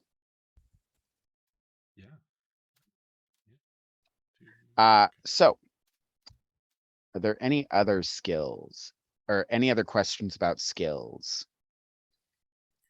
It's cool that I didn't take any specialized skills, right? Yeah. Cool. Especially as old as your character is. Yeah. Specializations tend to kind of be more trained. It's more expensive to buy general. They are more useful, quote unquote, but it is evocative of somebody who is self-taught and not as formal in most things. What's your medicine at? My medicine is at, like, total is a 5. And my husbandry is also a 5. And my cybernetics is a 6. That's the skill ranks? Yeah, the total. Okay. Okay. But are you done spending your points? Yes. Okay. As done as you ever are. I do. Important question. Can I have more than one specialization in the same skill? Yes. Okay. Yes, you may. They cost the same amount. It's not altered in any way. Oh, Wait a second. Do I have to have higher rank in that skill than my specialization? Like if I want a rank 2 astronomy, do I have to have rank 2 or higher science? So the specializations must begin higher than your general rank in that skill. So I would have, if I had a science 1, I would need a astronomy 2. Correct. Got it. Okay. Correct. And yeah.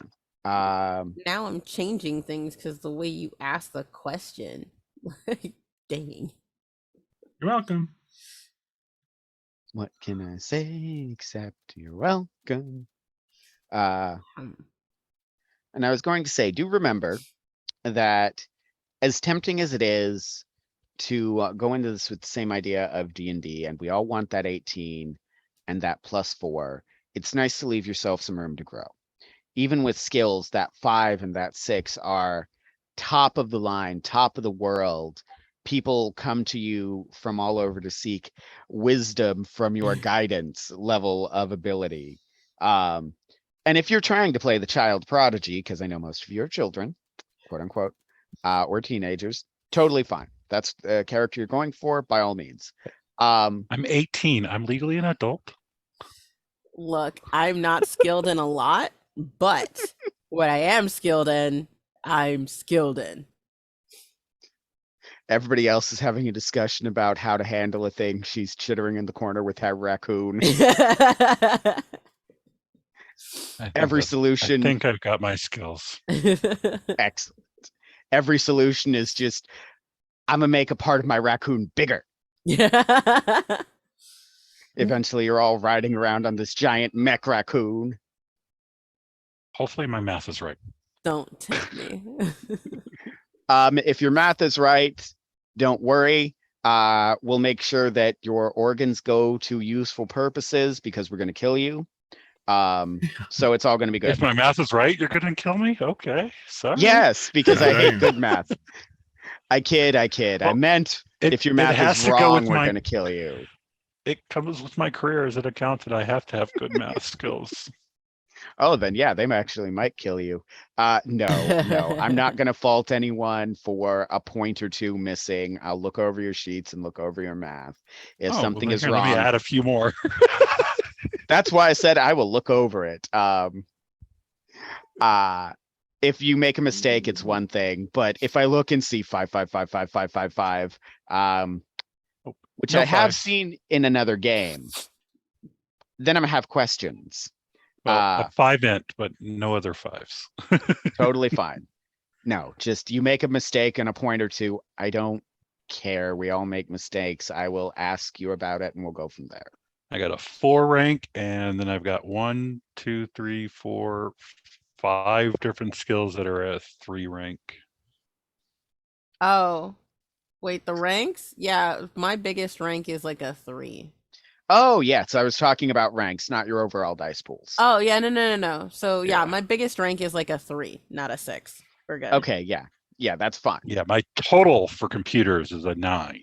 That's my highest. My total for Skill. medicine and cybernetics and husbandry are like 6 and then 5. So- I have a 7 in cybernetics, 7 in knowledge. It looks total. like all of you have once again leaned back in your chairs.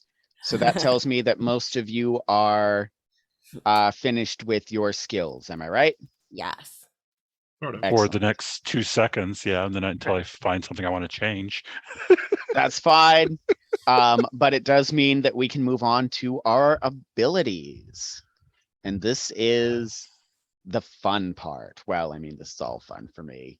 But now I know at least one of you had already decided on Eagle's Insight. That was me. Yes. And that one's a wonderful one. I've played with it a bunch. It's great. Go for it. But if anybody else has any questions, go ahead and ask them now. What page is the abilities? 172. Cool. Now, Yeah, 172, or if you're in the PDF, it's like plus some pages, 180 yes, in the PDF. I'm working from the physical book myself, so assume I'm talking about page numbers at the bottom. Yeah, Copy I that. assume. So when it comes to abilities, when you pick your first one, that has to be one from the related stats of your path. You cannot pick path of, you cannot pull a strength ability from a path that is agility and spirit. You cannot pick path of the fox and start with power of the bear. I mean, that's something Fox might try to do, but well, that's not how that works. So Man, Take it- calling me out and all.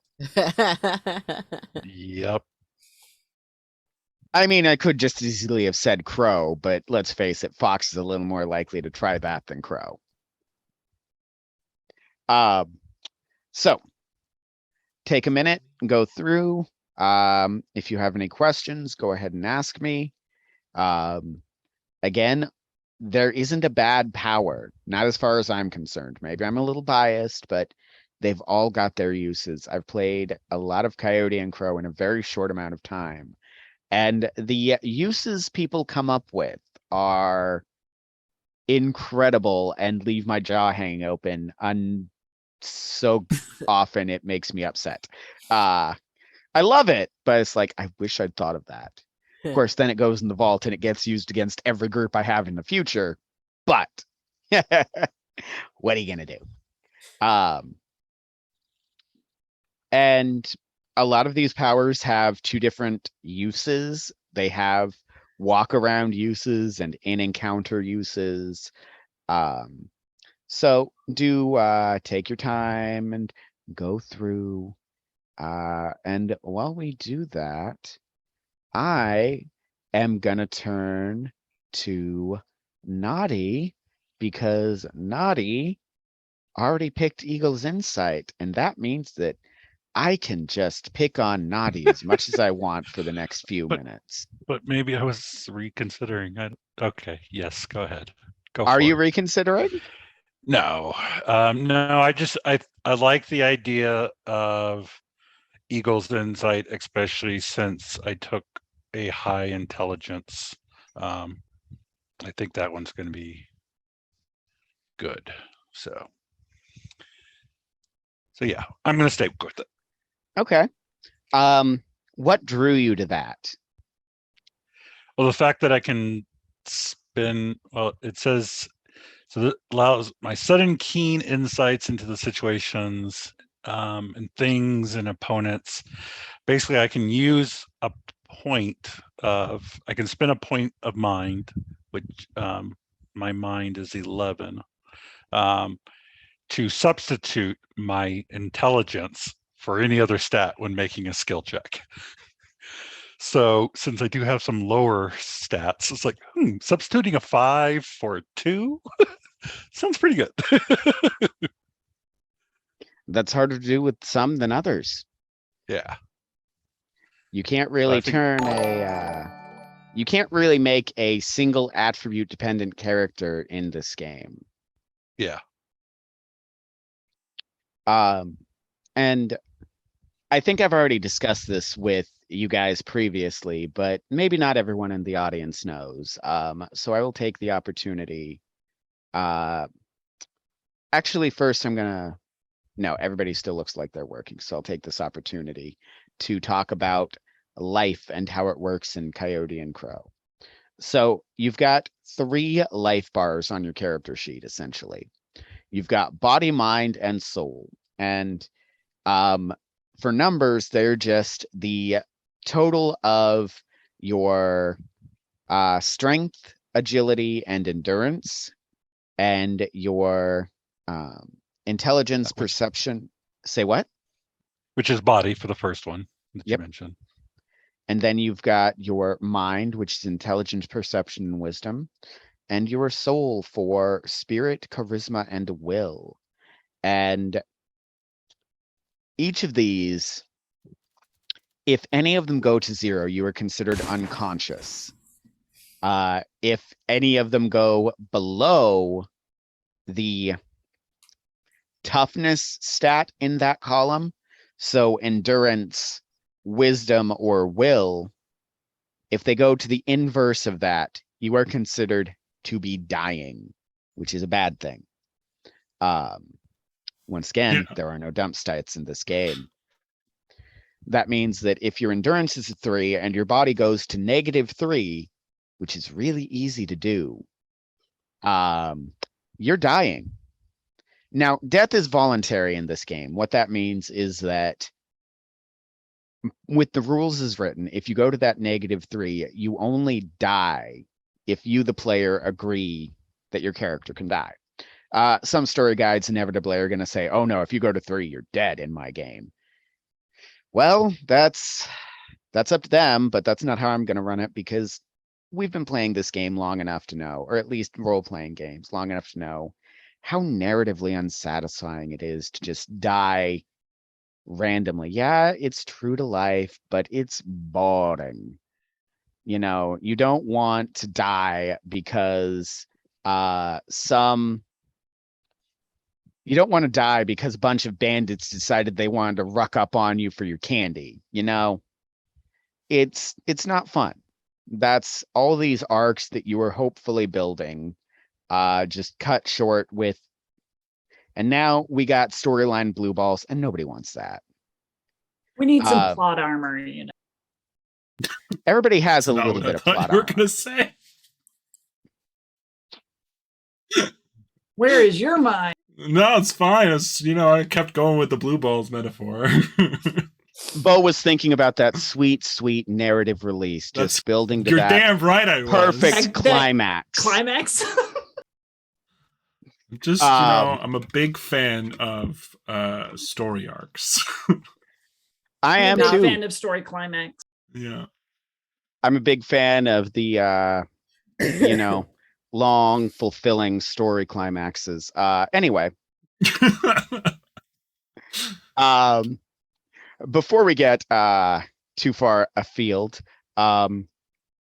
you also have the fortitude mechanic. What that means is that when you take a hit to body, because physical damage is by far the most common, you have the option to convert some of that from your soul.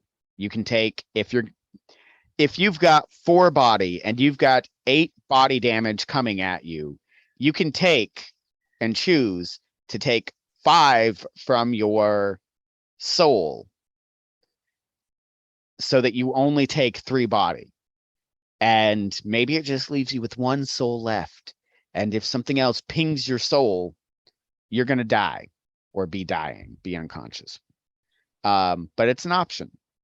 You also have the focus mechanic. Anytime you make a skill check, you can spend points of mind to up those dice. If you rolled your skill check and you come up with a bunch of 7s when your success number is an 8, then you can spend 1 point per 1 numeral to raise your 7 from an 8 and your other 7 to an 8 and your other 7 to an 8. And then that's 3 mind spent. But mental damage is pretty common too, so it's kind of a trade-off. It represents your willpower. It represents your ability to, pull through at the critical moments. And you can only do that for so long. We've all faced burnout. Now, what this does is it puts a little more agency in player hands. The one thing you can't do with focus is you can't fix 1s. And personally, when I play, I don't let you kick a 12. I don't let you kick an 11 to a 12 and then have a critical success. And that's just how I run it. Now, where is everyone at in the process? I'm good. I'm good. I'm good. Excellent. What'd you all pick? Dear Smile. Dear Smile. You are a calming little thief. I have to be. I'm 16 years old. You wouldn't punch a kid. Very disarming, I think. Look at this face. These perfect dimples. You don't want to mess them up. What about you, Bo? I chose the mother's voice. Which basically... Curious. Yeah. No, go ahead. Explain it. Well, mother's voice allows you to tap into your... there's a couple explanations for it, but basically the idea behind it is that your ancestors are guiding you. That's how I'm going with it. Because there's a deep connection between my character and their grandmother that has recently passed. And, I want them to not be gone. No. I want that to be a thing that allows them to kind of... My more serious response is that's very sweet, and I'm glad, and I look forward to seeing that. My more cavalier response is I thought your name was Kichika, not Moana. Listen, okay. I haven't actually seen that movie, so it can't be an inspiration. It's all right. There's one of Montanui. Prepare. You killed my father. Prepare to die.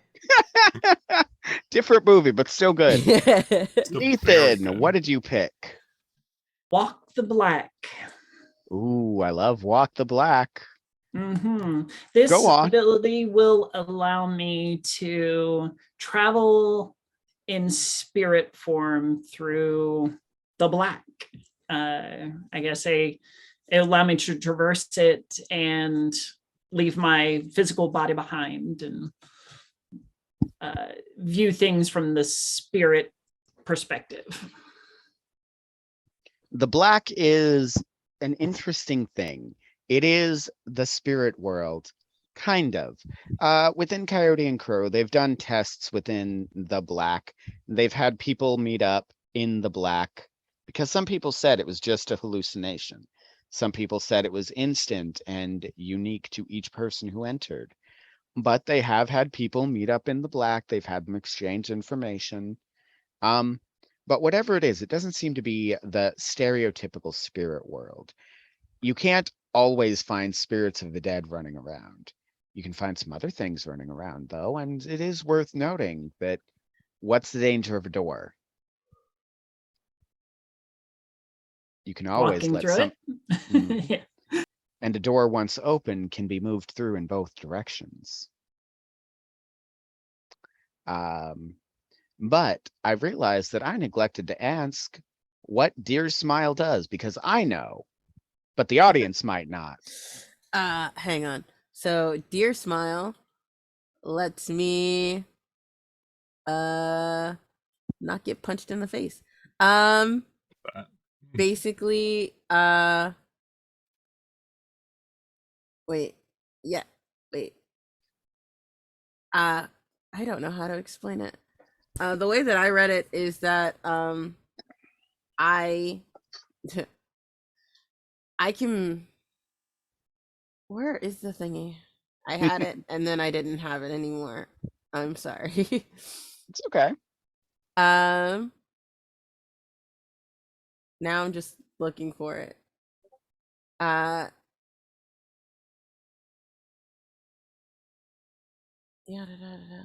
You're looking for the ability itself? yeah. It says calm a group. Yeah. Calm a group. Where was that? There it is.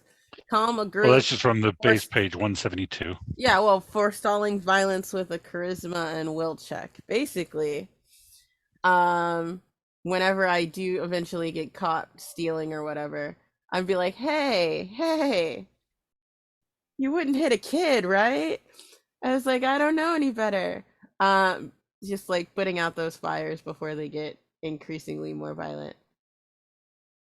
Now, Dear Smile doesn't face this a lot of the time, but it is considered a pretty big taboo in Cahokia to play with people's minds, because some of these do offer a mind control. Calming isn't quite the same. Nobody's going to get as mad at that as with certain other abilities. But do keep in mind that it's an option that might pop up. And people don't always notice when they've been charmed or had these happen to them, but some things do pop up from time to time. Now, I love all of your choices. They're all going to come in very handy. I'm sure I'm not going to turn any of them against you immediately.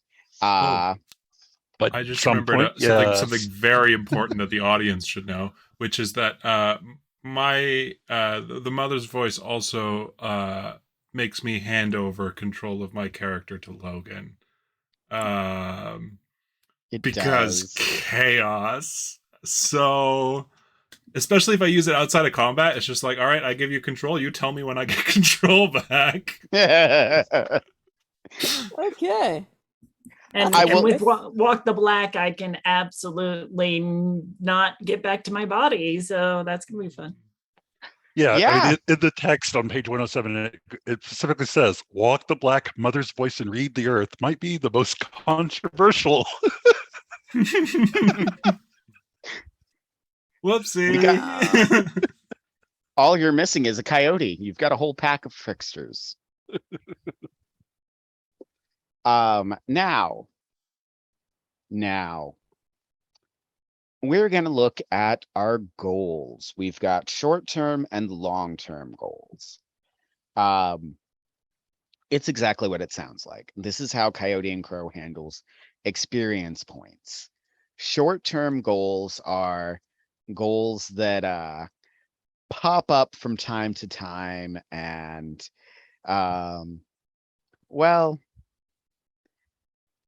yes, I think I know of a Path of Coyote too that may have a chance to work with the group on occasion.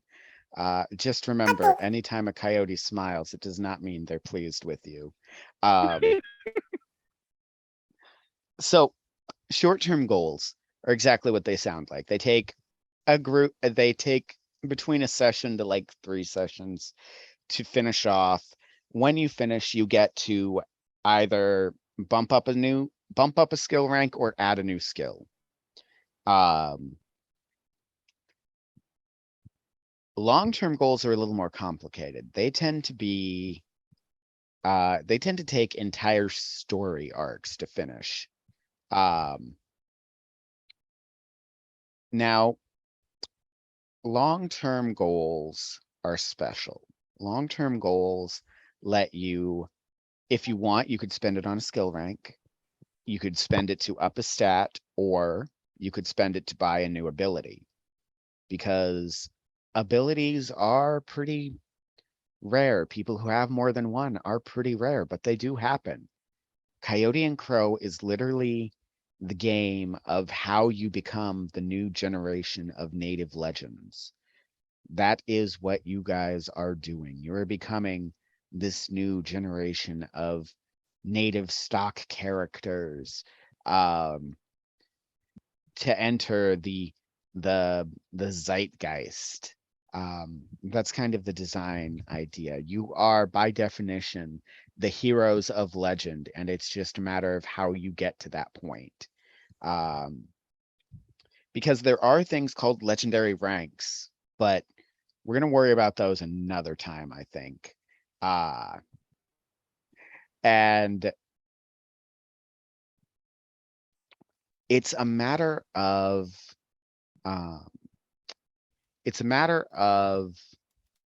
what do you want and how you want to make your legend, essentially. So with that in mind, I know that some of you already have them, but I want to hear them. What are your long-term goals, Bo? No, I've asked Bo twice at least. Jamie, what are your long-term goals? New ability, I think, is what they're going to be striving for. Not what I was asking. Oh, what do you mean? What is the goal that lets you get that? I don't know. I hadn't thought this is an area I was completely blank on. So, well, that's okay. That's why we're talking. Yeah, I'm gonna have to think about that. Not sure yet. Do you have any short-term goals in mind? Again, I mean that the goal is to better know the world. So, growing their knowledge by exploring and getting outside of their comfort zone that they've grown up in. Okay. That's part of your curiosity motivation. I will let you think on something actionable.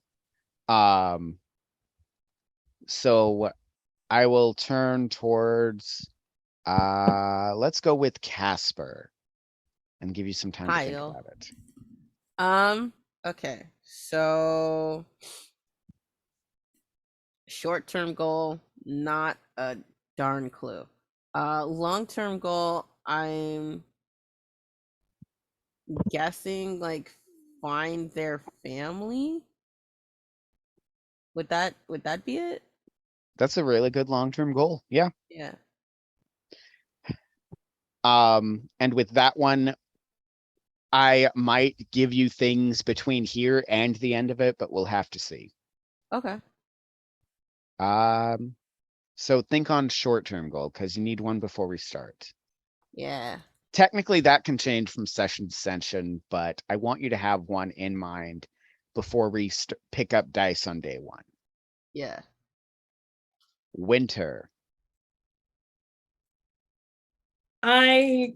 Just even as Casper was saying their long-term goal, I was thinking similarly, to build the family that I lost, to be a part of a family. Like, I've always dreamt of. Mm. Okay. And short-term goals? Yeah, those are I'm still thinking on. That's all right. Yeah, these are definitely difficult. Bow. Okay, no, now I'm not muted. Okay, so goals. Long-term goal. Long-term goal is either, I think I want to make this a little bit more achievable, depending on how long this goes for. Just to find a means to get to space, because that's like my big thing. Not necessarily get there, but just figure out a way that could involve like 5 or 6 or 7 steps of things to do, but at least just figure out where we can start. As like a thing, like I feel like that journey in and of itself is like, I oh, agree. it's actually possible. Okay. Phrase it as finding out if space travel is possible. Okay. All right. Because this is a society that's literally never looked to actually making it to the stars. Okay. Yeah. What about I mean, Kichika believes it 100% is, but I see your point. Okay. Short-term goals. Since Kichika can't do anything involving technology, it's all going to go to crap. They are going to try to find somebody who knows a little bit more about the spirit world to try to find a way there through. It's the Black, right? Is what it's called. Ooh, interesting. Okay. Am I getting that right? I read this very quickly last week, so am I getting that correct? Is that the Black? That is. The Black is the spirit world. Yes. Okay. Yeah. So I feel like that's what Kichi's going for. Like they're like, I can't go straight there. That seems impossible. Curse or otherwise. What if we can get there another way? Space and the spirit world tend to be related. Space. Okay. Find someone who knows more about it and ask questions. Good to know. I think that's even a possibility. Has anyone else come up with a short-term goal?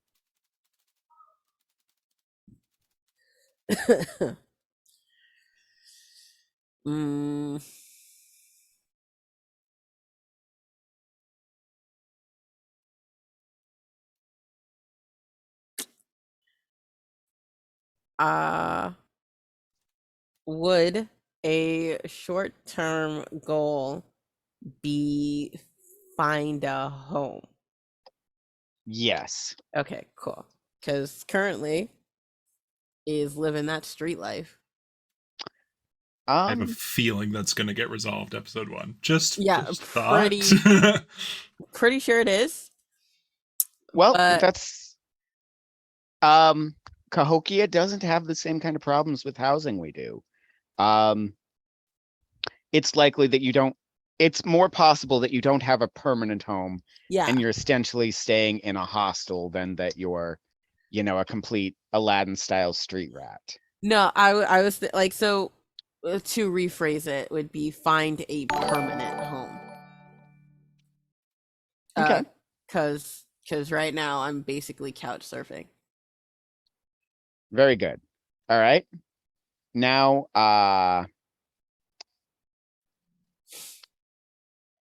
yeah, that sounds like a really good first goal. And you're going to, because something I wanted to ask was, how long have you been in Cahokia, Casper? Ooh, that is an excellent question. I'm gonna say that they kind of just, I think they just got here. and is starting to put feelers out. I dig it. Yeah. So yeah, they just got here. Cool. Excellent. So that's 2 of you handled. What about you, Jamie? Have you gotten any thoughts yet?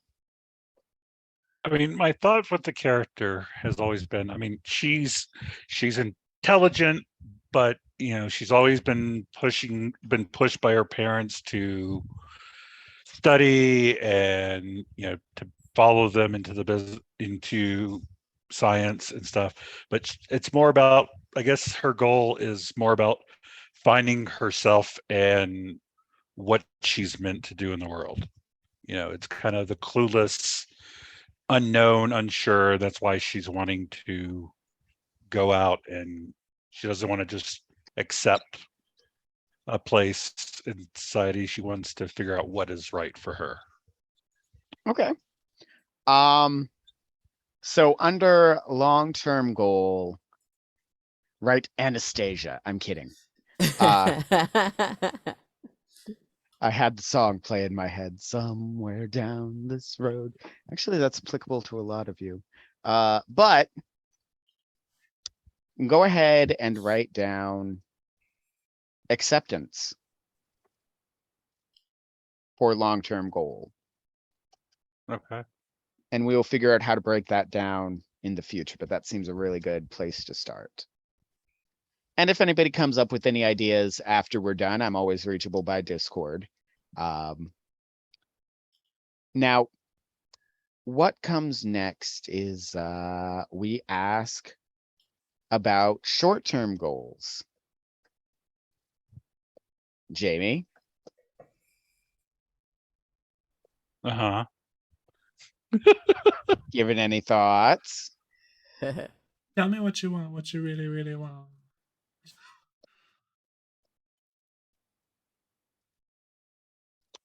In the short term, something that works towards your long-term goal might be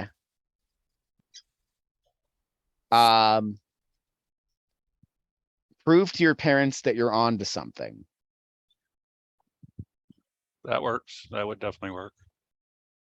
Right now, yeah. I mean, because right now they are more of a burden, and so proving myself to them, that would definitely work.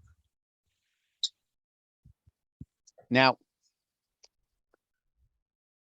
it's not even proving it to your parents. That's more of a long-term goal. The short-term answer would be proving that you're on the right path to it. It would be like getting your first job. No, not even that. That would be getting your first paycheck as a creative when your parents want you to be a scientist. You know what I mean? Okay. Yeah. Sorry. Not like there was any personal thing in there. No, not at all. Certainly not. Certain times one has rubbed one's parent. Anyway, not the point. So that seems like you're pretty squared away on that, Jamie. So Winter, where you at? I decided to change my long-term goal. Okay. And I think that I'm going to lean heavily into the feeling that I have to account for my past mistakes. And I think my long-term goal is finding forgiveness, whether it's, self-forgiveness or, earning my family's forgiveness, reaching the end of my penance kind of thing. Okay. And through that, or to that end, I'm going to try to increase my reputation and influence. I don't know how measurable that is, but in the town because if I can become renowned and achieve or have these achievements like the children that I bring into the world are go on to great things, then I will have earned that forgiveness. Sounds good. Sounds like a good start. So, with that, we've got our characters ready. They're good to go. They're all just about ready to start play, except for one thing. They're all naked. Now, that's not even There's a no problem. problem with that. You're right. In Cahokia, there isn't even a societal taboo against nudity. Twitch TOS, though. Well, yeah, I wasn't going to bring that up, but there's not going to be... Within Cahokia, it is perfectly fine if you choose to walk around in the buff. It's noted, but it's not even commented on. Some people might think it's not as classy. Some people have their own versions, but in general, there's not a societal taboo against nudity. It just never developed. But we still need some gear. Now, none of you took finance as either gift or burden, unless I missed something, correct? Thought about it, but then we kept going, and so I was like, okay. Well, again, there's always the possibility that you want to change things around, but I don't have enough points. I'm not reversing that math. No, I'm not doing that. Yep, exactly. Sorry, there was a raccoon stealing my dog food, so Fair. Hey, raccoon is You're the showing one who wanted the approval. raccoon. Exactly. Now, yeah. that means each of you has wealth rank 4. So wealth is a little more free form in this game. Again, it's a complete different socioeconomic system. If you wanted to fit it into a box, I'm not doing that right now. So it's just a different system. There are elements of capitalism. There's elements of other systems. Nobody is going to go hungry on the streets of Cahokia. Nobody is going to freeze to death on the streets of Cahokia. But other than that, you still do need money to live. Most people aren't just going to give their things away for free. They might barter. They might trade for services. But they're not just going to hand it over for free. The dollar is the Nizi, N-I-Z-I. Something that ZZ wants, Nizi. So with that, each of you has the standard wealth rank of 4.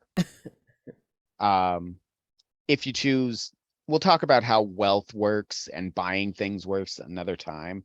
It's enough to know that you've all got wealth rank 4, and that means that you can kind of pick anything in the inventory list that is cost rank 3. You can do that pretty comfortably.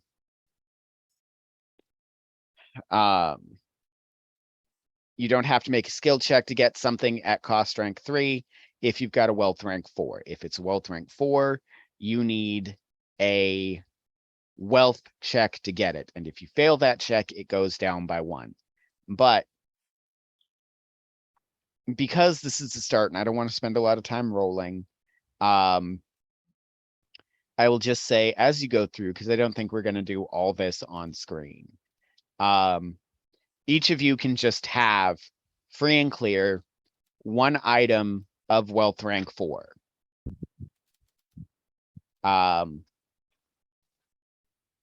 And then if you want something higher than that, talk to me. We'll talk about a roll. And you can just have anything that's under your wealth rank as per the normal rules. But do remember, you can only carry around so much. Don't go overboard. I trust all of you not to go crazy with it. Chunlo?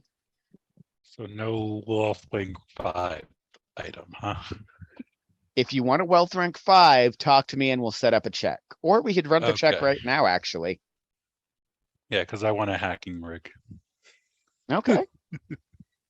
Which You is got a your help dice handy? with his wealth rank 5. Yep. It's on my phone. Go ahead and pull it out. Um, Is it assumed that we can basically carry anything? within reason. Okay. Weapons are not. It's kind of like the modern day America in that if you see somebody with a weapon on their hip, your first thought is probably not going to be, oh God, they're trying to kill people, but it is going to like merit a second glance, maybe. Understood. Unless you're from Texas, in which case, oh yeah, of course he does. Or Kansas, or a list of others. Okay, I have my dice here now. Cool. So I just don't know what I'm rolling.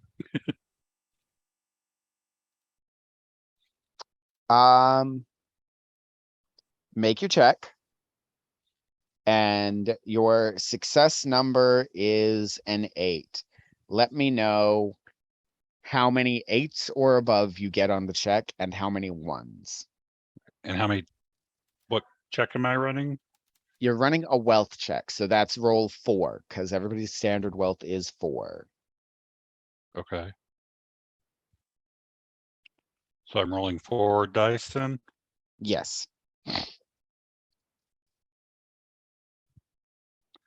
Well, that sucked. I had an 8 and an 11, but then I also had a 1. So you've got 1 success. What that means is that you can definitely get that hacking rig.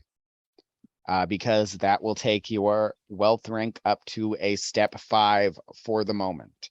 You don't have to go into debt to buy it. You're not going to lose anything from buying it. But the next success number is going to be at a much higher difficulty, Right. Okay. if you were trying to buy something else, but you can have that hacking rig. Cool. Question. Shoot. Can I have a chameleon suit? That's wealth What? rank 5. Go ahead and pull out them dice. Cool. So I got a 12, but I also got a 1. And then the other 2 are less than 8. So You got a what? I got a 12, I got a 1, a 6, and a 5. So I will let you have it if you take burden debt 1. fine. I will take it. That means you have a debt to someone. Someone loaned you the Neezy for this. That makes sense. I hate this, for the record. I similarly am looking at a herbalist kit, which is 5. Grab your dice. Got it right here. Ooh. I've got an 11 and a 12. 11 No and a ones. 12. No ones. With that, reroll your 12. Mhm. 1. All right. So you can go ahead and buy that. What that particular success means is that you bought it. You had a large windfall recently, and you had just enough to get that without like straining finances or having to rebudget. Okay. Awesome. Thank you. How about you, Bo? I mean, everybody's buying fun things. I want to buy fun things, except anything that's technological I can't get because it's just gonna break. So far I have a lot of non-tech related things. Is enhanced clothing considered tech? It Or is is considered tech, but it's less likely to break. Okay. Because honestly, I'm probably just going to forget that can break at some point. That's fair. Okay.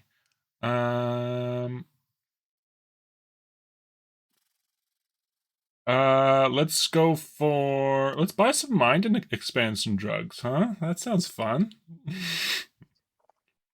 Okay. All right. Let's go class 2, rank 4. Roll them dice. You're gonna need Give me 4 a successes. Quick second. Go ahead. Okay. How many dice am I rolling? I missed that part because I was reading. You're rolling dice. 4. You need at least 4 successes on a SN 8. Otherwise, you're gonna have to take debt. Okay. So I have an 8, a 12, a 1, a 7. 8, a 12, a 1, a 7. So you've got 1 success. That 1 cancels out that 12. What that means is that you don't really have enough to buy it without going into debt. Okay. So that would be burden debt 1. And that's not necessarily monetary. Maybe some nice person bought it for you and you just owe them a favor. Okay. Fuck it for the story. Let's do it. Burden debt 1. Awesome. I just Don't got forget to finished record going. I just got finished going. I hate this, that there's a debt. And you know what? We're going for it. This better come in handy at some point. Me, who notoriously forgets about their consumables. Now go ahead and look through anything else that's at cost rank 3 or below. You can just afford outright. It's not that complicated. Something I want to hit as far as weapons are concerned, and actually society in general. When it comes to items, the world of Cahokia figured out technology that's called GATs. What GATs are GATs are essentially 3D printers that convert biological material to anything else. You put in some corn husks, they can break that down and print out common household items. You need a new cup, you don't have to go buy it, you can literally print it out. You break a plate, you can just go print a new plate. So most things are pretty easy to come by these days, but specialized technology, not available. Food can't be printed. Valuables can't be printed. You can't print like diamonds. You can print things that are diamond hard, but not actual diamonds. But not sure why you'd want to print diamonds, because diamonds have no inherent value here. Not really. Not beyond what any other bead might, at least. Now, one thing that you'll notice if you're looking at the weapons is what are called Anicha weapons. And Anicha weapons are very special. They are weapons that have an edge 1 molecule wide. They are incredibly dangerous. They're incredibly deadly.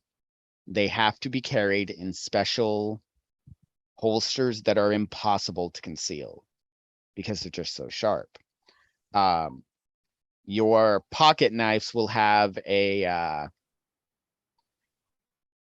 sheath this large because it takes that big to keep it safely. So that's something to be aware of that exists in this world. Again, no gunpowder, no combustion. So your ranged weapons typically go off of magnetic slings, magnetic bows. However, most of these weapons are on cost rank 4. Not all of them, but a lot. But yeah, Anicha blades are not going to be kind of available to most of you for the most part. Now, since we are about 13 minutes from the end of our session 0, and we've come more or less to the end of the character creation process, are there any more questions you have about the world, the character creation process, anything else that you're worried about, anything that you're curious about? Not really. I'm excited to play ZZ though. I'm glad. Definitely excited and looking forward to playing. I'm excited to see what this group does, especially with the story that I've got going, which is actually something I can do. Just the lead in to it. We're not going to actually play. We're not going to pick up dice. I'm just going to give you the introduction, and you're going to tell me how you get involved. So Cahokia values its comedians as healers. The very best no longer perform in comedy clubs. They no longer perform in venues for the most part. They only perform in hospitals because laughter is a form of medicine. Now, there is a prominent comedian named Ischa. Ischa has been a very, very famous comedian for the last 10 years. Everyone in Cahokia pretty much knows his name. He is equivalent to the George Carlin of his time. He is very good. Everyone knows him. He has given money to various causes. He is funding the hostel in which ZZ is staying, among many, many others. But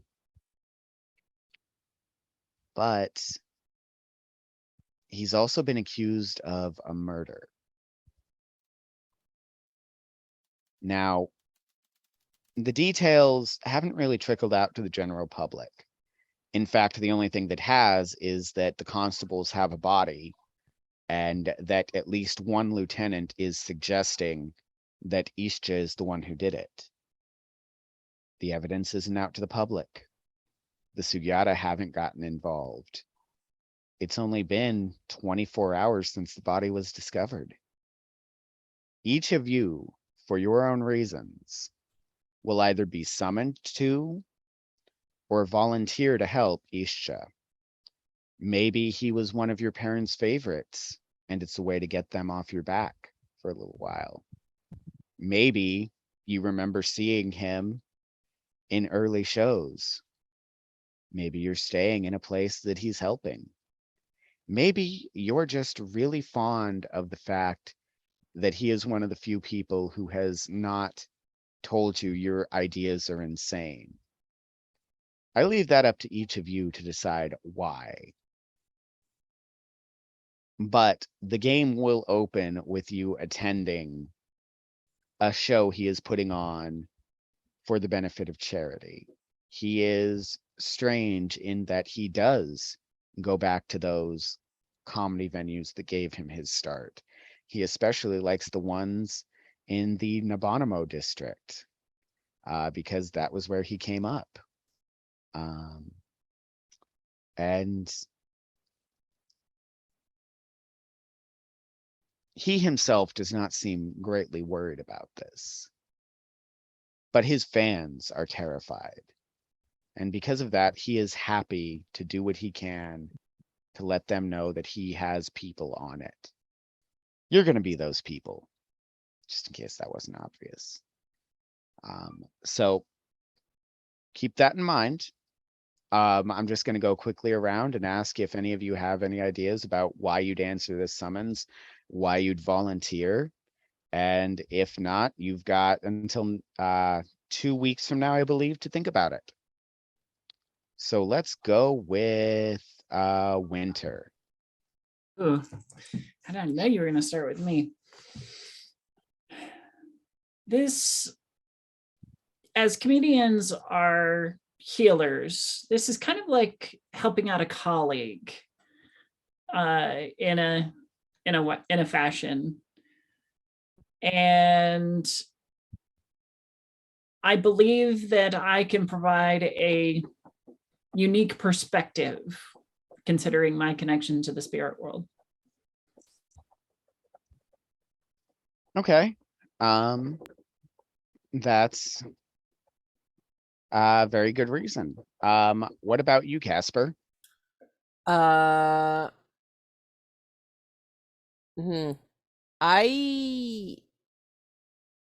don't really know a lot about this dude. Just getting here. But he tends to perform in an area where I'm currently couch surfing. And he seems like a nice guy. Ignore the dog in the background. Never will. Never will. And yeah, so like he seems like a nice guy, and I don't think he should be. Seems like a nice guy, so I want to help him out. Totally valid. Jamie, why is Yeah, I think naughty? I'm gonna go with it's my mother's. My mother's a really big fan, and they've been bugging me lately. It's like, okay, I need to get them off my back for a little bit. Fantastic. And Kichika. So I think that their show, when my grandmother passed, I was in a real tough place, and attending their shows kind of gave me a sense of belonging and like connection to the community around me that I felt like I was lacking after that. And so I feel like I owe a little bit of a debt to this person, or Good. if not, just thankful. That's always nice. It's important to give back when we can, and it's impressive how much these celebrities, people we might never meet, impact our lives and our emotions. So it's a good goal. I love all of this. So we've got about 5 minutes left. I'll ask again, any more questions, concerns, hatred of current systems of place? Excellent. In which case, I think we can go ahead and thank the audience for sticking around with us to the very end. I've been Logan. I will be your story guide. I cannot tell you how excited I am to see these characters in action, to watch this group develop. Oh, something else. Come up with, actually that can happen in game.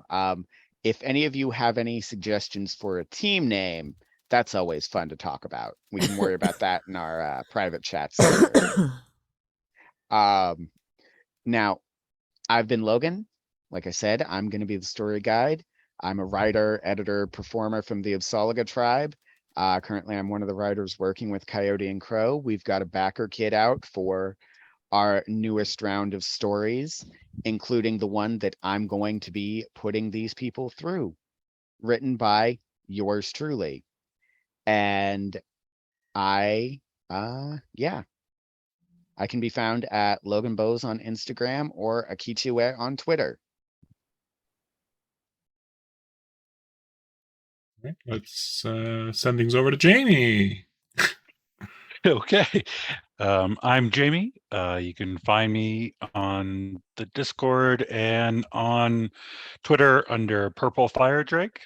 And I want to say I love this opportunity. I'm really looking forward to the game, and I hope y'all all will join us as we go through this story. And Mistress Winter. Yes. I have been Mistress Winter. I am a writer, voice actress, and otherwise performer. And I am so excited to see what kind of story that we are going to put together with these amazing characters.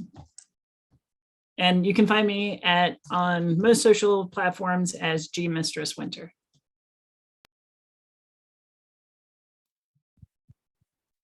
Casper. Yeah, okay, so hi, I'm Casper. I am a writer, among other things, and you can find me at wolfgirl2525 on everything.